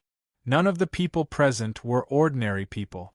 Everyone could already see that the volcanoes spitting out dark energy were condensing the energy at a single point, causing the space and time in that area to distort. There was an unheard of super large array in the Purgatory world. This was something a human couldn't do. Simply put, our world is trying to be opened. Chu Tian pointed at the image and said, "These volcanoes spitting out dark energy are actually the Purgatory world's Devil's Gate ruins." The so-called Devil's Gate can be understood as a loophole in a plane. Most of the time, the loophole is sealed, but under certain circumstances, the loophole in the plane can be used. It is extremely difficult to open a plane from the outside, but it is relatively easy to open it from the inside to the outside. The current situation is that there are beings from outside this plane. They have discovered our existence and the existence of these holes, so these beings used the Devil's Gate to release energy into the Purgatory world. Finally, this energy gathered in this plane, gradually forming a planar gate. This was the first time everyone had heard of such a thing. Someone else asked, "What happens if the planar gate opens?" Chu Tian replied, Every plane has a door that leads to the outside world. Once a plane is opened, you will directly enter the plane era. However, the beginning of the plane era often symbolized two things. One was colonizing, and the other was being colonized. If our mainland develops to a point where it is strong enough, it can open up the passage between planes and start the era of planes. Then we will become plane colonists. But the problem now is that the mainland is far from being able to open up the era of planes. So, once our world is opened, we may become the colonists. As soon as he said that, everyone's expressions changed. Chu Tian continued to say, "Everyone, don't think that I'm just trying to scare you. In a sealed plane, there is an upper limit to its power. It is because of this that the continent cannot give birth to experts above the heaven domain realm. Once a plane is opened, the spiritual energy of the outside world will connect and the laws of the continent's upper limit will be broken. But the abyss world has never had an upper limit for tens of thousands of years. The experts of our world are only normal people in their eyes. According to the normal development of the continent, it would take at least 10,000 years for it to have the qualifications to open the plane era. This was because after 10,000 years, technology would have reached its peak and the continent would have several million warships with nowhere to spend them. Opening the plane era at this time would allow people to quickly occupy a place in the abyss battlefield and begin planar campaigns and colonization. What was the current situation of the continent? There were less than 100 warships on the continent. These warships were all primary continent-level warships produced by Miracle Commerce. A continent-level warship and a plane-level warship were two different things. It could be said that 100 continent-level warships added together couldn't compare to a single plane-level warship. The current level of the continent didn't have the ability to open the abyss battlefield at all. If they rashly entered the abyss world, they would only be destroyed and the best result would be being enslaved by the invaders. Chu Tian had already explained it clearly and everyone's faces began to change. There were people with faces filled with shock as they shouted, "Your meaning is that the purgatory world's energy explosion is something in the abyss world that took the initiative to do something? That's right. It's like when someone found a coconut. What they're doing to our world now is to use a hammer to pry open this delicious and juicy coconut. So if we don't take any measures, once they really come in, our world will be in danger." Although everyone guessed that this matter was very serious, they never thought it would be this serious. This kind of terrifying energy explosion should have been an unprecedented genius, but now Chu Tian was telling everyone that this was not a natural disaster, but rather a man-made disaster. The consequences of a man-made disaster were 100 to 1,000 times worse than a natural disaster. The Dragon Elder directly asked, "Just tell us directly, how can we stop it?" Chu Tian replied, "I am prepared to cut off the energy of the planar gate and then place a large array to seal the planar gate. This matter is not easy to do because it is very likely that the outsiders have already used the channel to send their troops in. Only by working together will we have a chance of completing this." The Nether King asked in a hoarse voice, "What are the specific steps? This is the reason why I invited everyone here. You are all the strongest experts on the continent. As long as we work together, we can definitely solve this crisis." Chu Tian stood on the map and pointed. "Not only do we need to stop the Devil's Gate from sending energy, we also need to completely seal the planar gate to the abyss. Everyone here will split into 4 groups and head to the Devil's Gate, using the array flags I made to cut off the energy eruption near the Devil's Gate ruins. As long as the energy supply is stopped, the abyss planar gate will stop opening. We will use Miracle City's space gate to send our troops in to suppress the demons. The Emperors will follow me to the central planar gate to clean up the area and completely seal the abyss planar gate." Chu Tian described the plan to everyone. Everyone looked at each other and nodded. This matter was not small, after all, it was related to the survival of the continent. There was no intact egg when the nest was overturned, so no matter what kind of dissatisfaction they had to work together to resist the invasion of a strong enemy. After Chu Tian gave the order, he used Miracle Commerce's resources to make preparations. The others weren't idle either. Everyone gathered experts from various countries, and even many experts living in seclusion were alarmed by this matter. Finally, in just 7 days, the over 100 experts in the 6th heaven domain layer and above increased to over 200. The Purgatory World's Darkness City had basically gathered the peak battle strength of the continent. Chu Tian, there's a strange situation, it's best if you take a look at this. Chu Tian was called to Darkness City's temporary command center by Meng Qingwu. He saw that everyone was already present and they all had dark and serious expressions as they looked at the screen. This was the image captured by Miracle Commerce's drone near the Abyss Planar Gate. They saw that the Abyss Planar Gate was quickly forming and there were groups of strange things coming out of the Abyss Planar Gate. There were already over 1,000 of them. There was a sharp cry. There was a dragon-like creature that flew into the air and grabbed onto Miracle Commerce's drone. Finally, with a large sound, the drone's transmission was cut off. Eunice said to Chu Tian with a calm expression, "What does the president think? The Abyss Planar Gate is opening faster than we imagined. These are the advanced troops to invade the plains." Chu Tian said with knit brows, "But everyone doesn't need to worry too much because the planar channel hasn't been completely opened yet. Those that can come through this channel right now, they aren't too strong and it's impossible for any existences above the heaven domain realm to appear, so we still have a way to deal with them. But many a little makes a mickle, it will be hard to implement our plan." "That's right, we should think of a way to deal with the Abyss Planar Gate as soon as possible." Everyone was already feeling uneasy. Although the advance troops coming from the Abyss battlefield weren't strong, it was enough to see that this was a planned invasion. These fellows would definitely think of a way to confront Darkness City after coming in. As long as they could drag it out for another 5-8 days, the planar gate would connect to the Abyss and the terrifying beings from the Abyss would be able to invade this world. Everyone can be assured, I've already prepared everything. We'll start planning the operation now. Chu Tian had already prepared all the necessary tools, and the various countries had already sent their elites to Miracle City to prepare the space gate. With regards to this battle, no one dared be careless, because once these beings succeeded, their so-called empire and everything they had would be completely washed away like a flood. Chu Tian looked over the current manpower and began to assign tasks.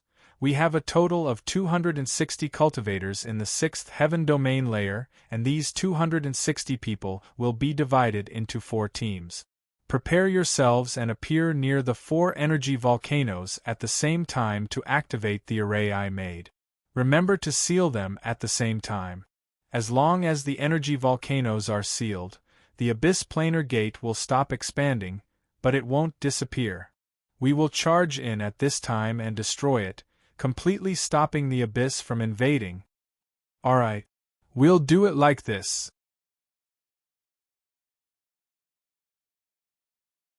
Chapter 656. The Purgatory World was already dark and gloomy. Now that the Devil's Gate had erupted, large amounts of negative energy gathered, making this place seem even more strange and terrifying. The flames that came from the dome of the earth were the main source of light in the Purgatory World. Now that the flames were being filled with energy, the original dark red or yellow flames turned into a strange green flame. The canyon where the Devil's Gate was located was now filled with energy volcanoes.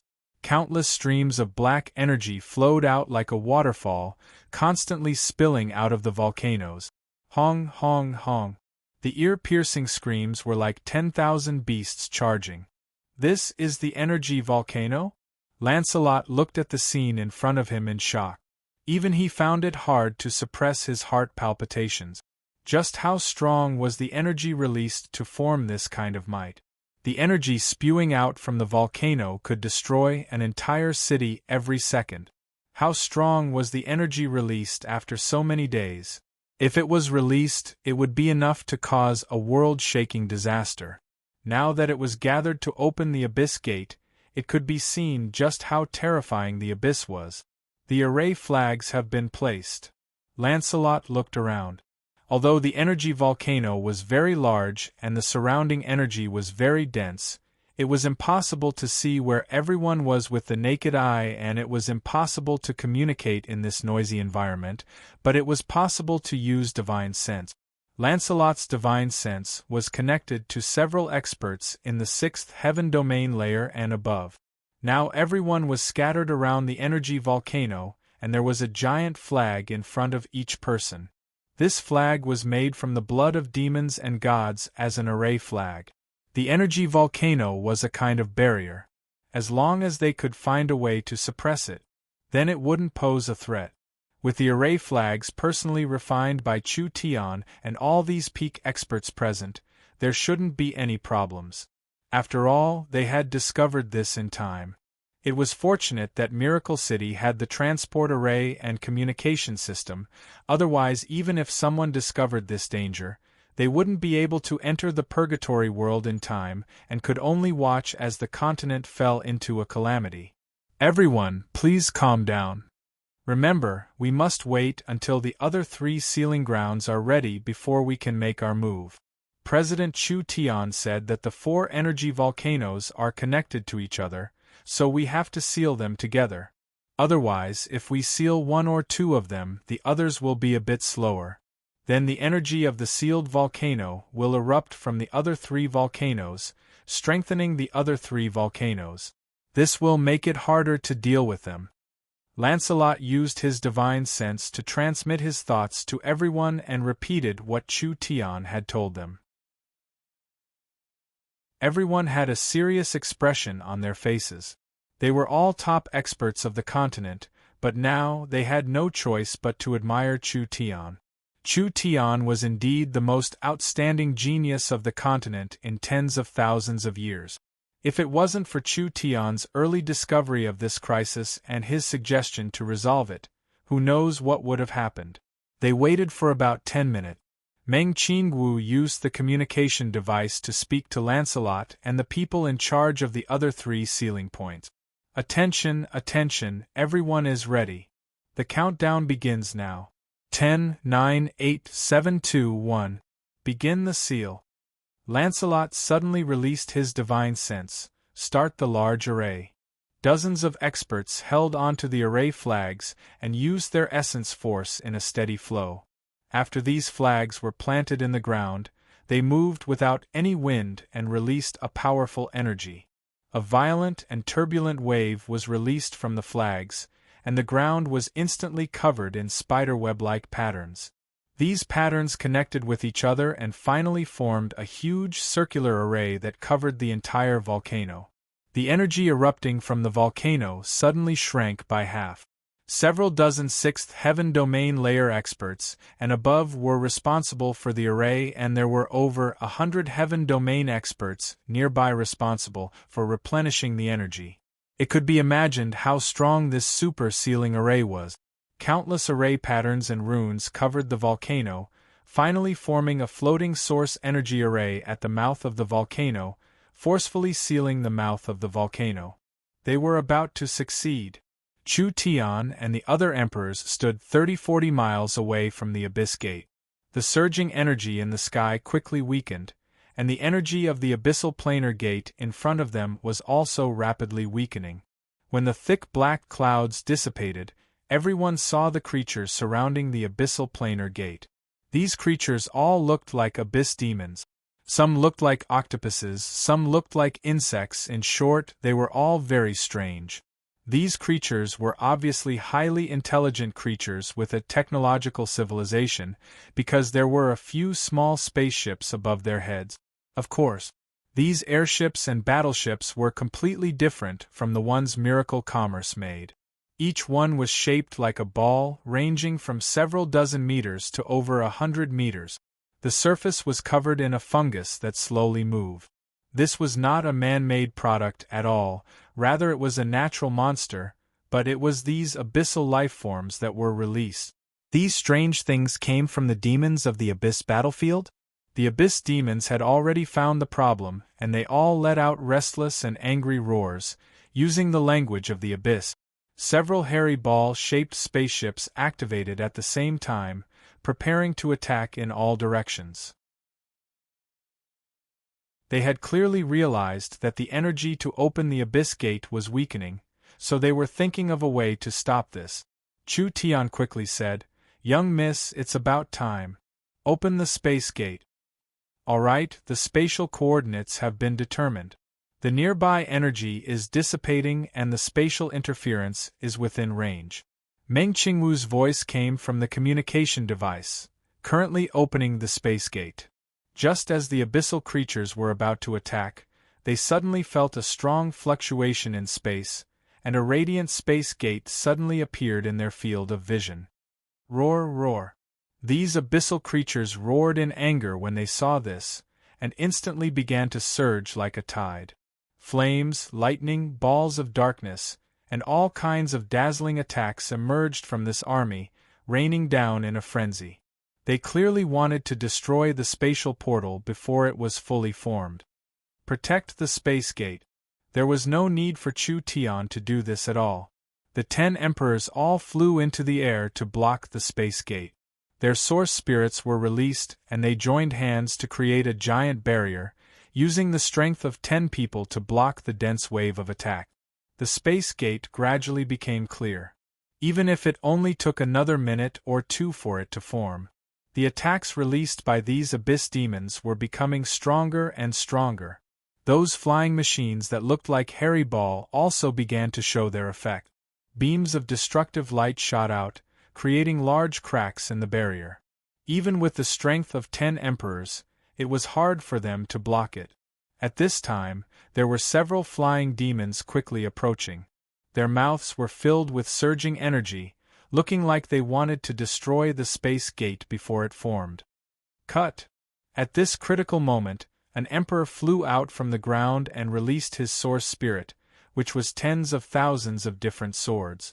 The giant sword in his hand became several hundred feet long, and the tens of thousands of source spirit swords were attached to it, instantly turning the giant sword in his hand into a multicolored sword. With a single slash, the heaven and earth split apart as a large group of monsters were killed. Another emperor-level character flew out from the ground. His body was covered in a golden glow and his aura was shocking. He was like a golden armored war god as he charged into an abyss demon ship. The terrifying power immediately shattered the abyss demon ship. The opening of the abyss gate was very limited, so the creatures that came out weren't very strong. The abyss demon ship's capacity was also very low. Of course, the difference in strength was relative. They were weak compared to the strength of the abyss, but these monsters were all in the first or second layer of the heaven domain layer. Even if it was these strange abyss demon ships, they weren't much inferior to the warships made by Miracle Commerce. Finally, the space gate successfully formed. When Miracle City's space gate was formed, the first to come out were over 100 Miracle Commerce Black Thunder fighters, followed by 2 warships, and then hundreds and thousands of experts charged out. These were all experts recruited from various countries. There were also various undead, dragons, giant dragons, titans, behemoths, and other creatures, reaching 10,000 in a short period of time. The Abyss army was shocked seeing this. This was clearly very low level. How could there be this kind of technology? The armies of the 2 worlds clashed in the Purgatory world. Although the Abyss army was very strong, there were too few of them and their reinforcements were very slow.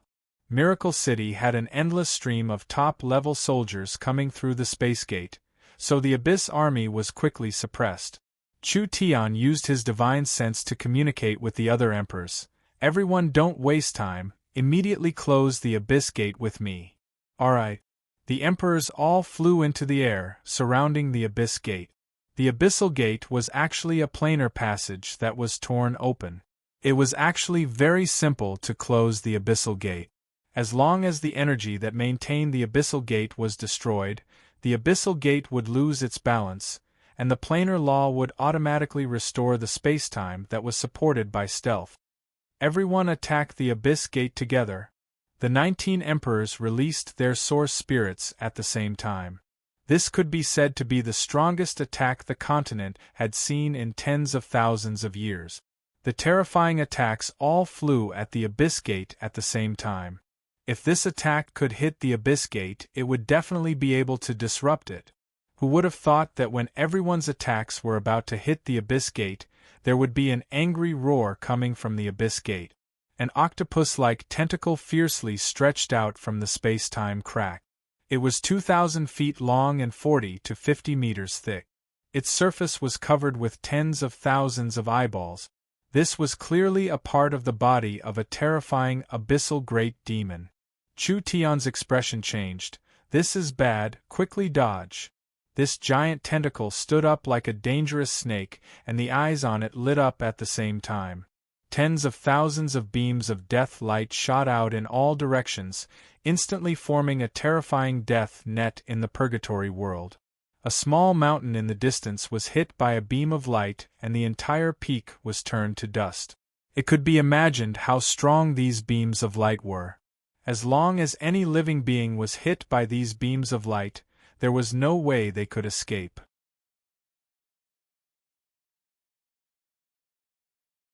Chapter 657. In front of this terrifying creature, what did the emperors count for? When did these proud emperors realize that the world they lived in was just a drop in the ocean of the world? What they could see was just a small part of the world. When did they ever think that there was always someone better out there? While the monarchs were frantically dodging, the terrifying eyes followed them like shadows. As long as they locked onto the monarchs, the power would explode.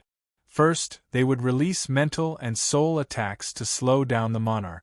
Then, they would shoot out death beams. Hong, hong, hong. Each attack would cause space and time to tremble. Every time it struck, it would produce an unbelievable amount of power. These experts that thought they stood at the peak of the world, when faced with this overwhelming power, they could only desperately defend. But the defenses they condensed with all their might couldn't even block a single attack from this terrifying creature. It was like the sky was being torn apart. The emperors all spat out blood as they retreated. There were several of them that were already heavily injured.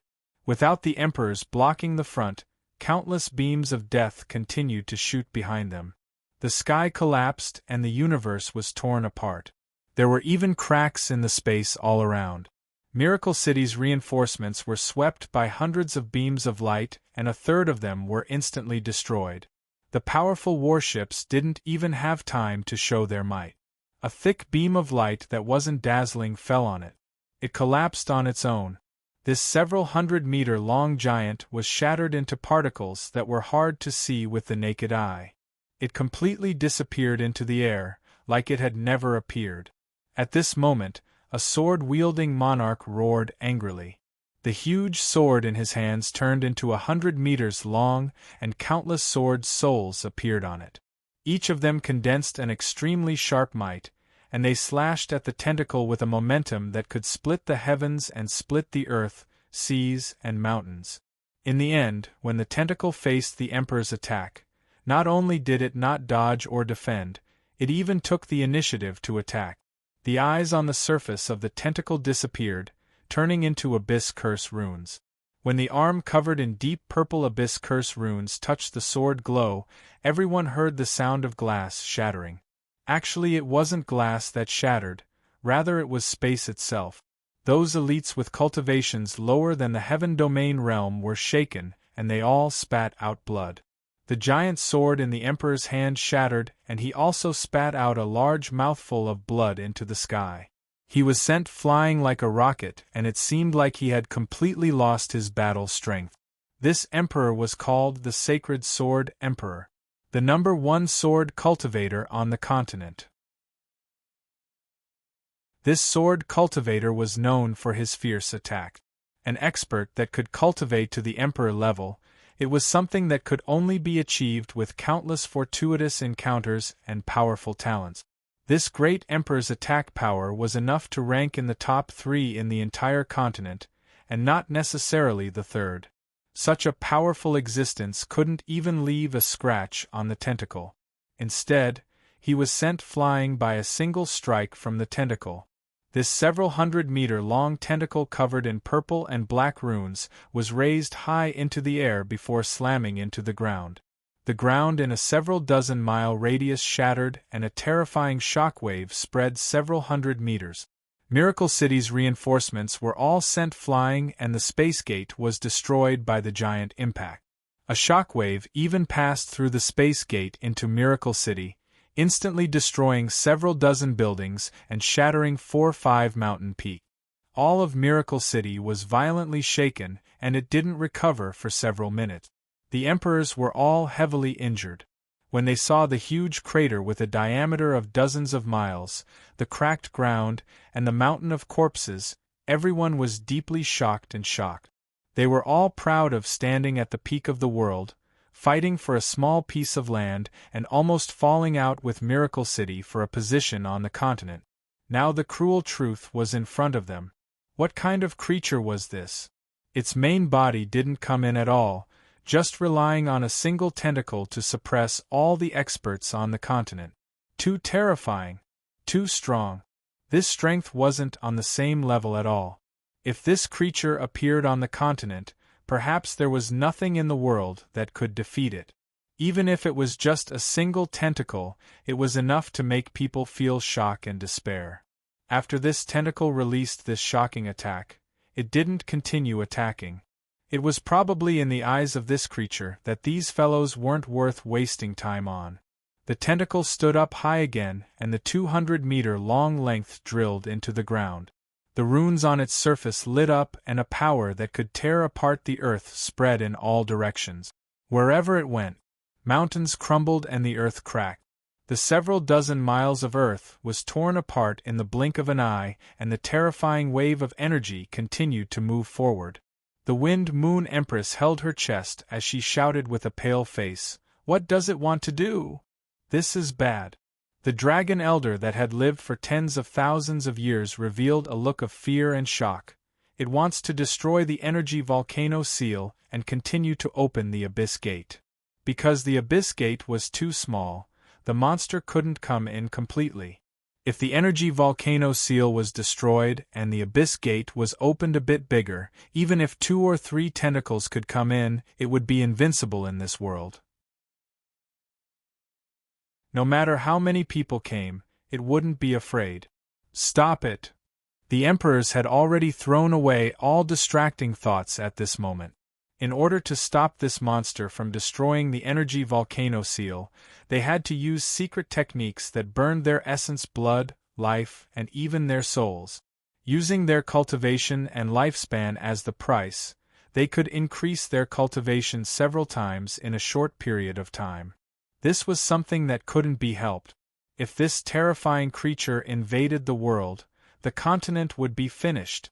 The emperors used secret techniques to strengthen their cultivation and attacked the tentacle at the same time, but they could only barely suppress it. This state couldn't last long. The Wind Moon Empress was burning with the flame of life, and her hair was showing signs of turning white. Her beautiful face was twisted to the extreme as she shouted with all her strength, "Chu Tian, we can't last a few seconds, quickly think of a way." The emperors were already filled with despair. It seemed like they couldn't stop this attack at all with this bit of strength. Now they could only place their hopes on Chu Tian, who wasn't as strong as them. They could only hope that Chu Tian could think of a way to deal with it or create another miracle. Chu Tian was heavily injured, and seeing the emperors and the great abyss demons being defeated, he gave a sigh. He never thought that things would reach this point. This plane was too weak right now.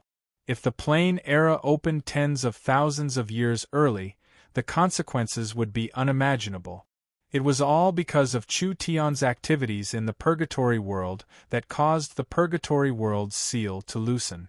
Chu Tian never thought that this would happen. This giant tentacle had already dug into the ground, and the earth-shattering power continued to spread. Under the terrifying impact of this power, the surrounding environment and terrain changed.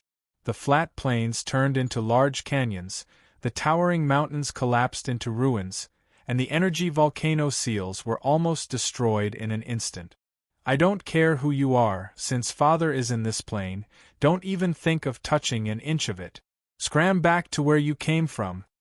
Chu Tian released his 9-eyed demon god Source Spirit, but his 9 eyes closed at the same time. One of the eyes that had been closed the entire time opened, but it could only barely open a small crack. Chu Tian's eyes disappeared. It was a transparent color of emptiness. This emptiness was not empty, rather this emptiness was everything. It encompassed the world, seeing through all beings. The tentacle was about to defeat the emperors, but it suddenly felt something at this time. It violently twitched and quickly changed directions, attempting to attack Chu Tian. Too late. This power transcended the elements, the material, the spirit, the soul, and the space-time. It stood above all living beings and transcended all things in the world. However, it ruled over all living beings and controlled time and everything in the world.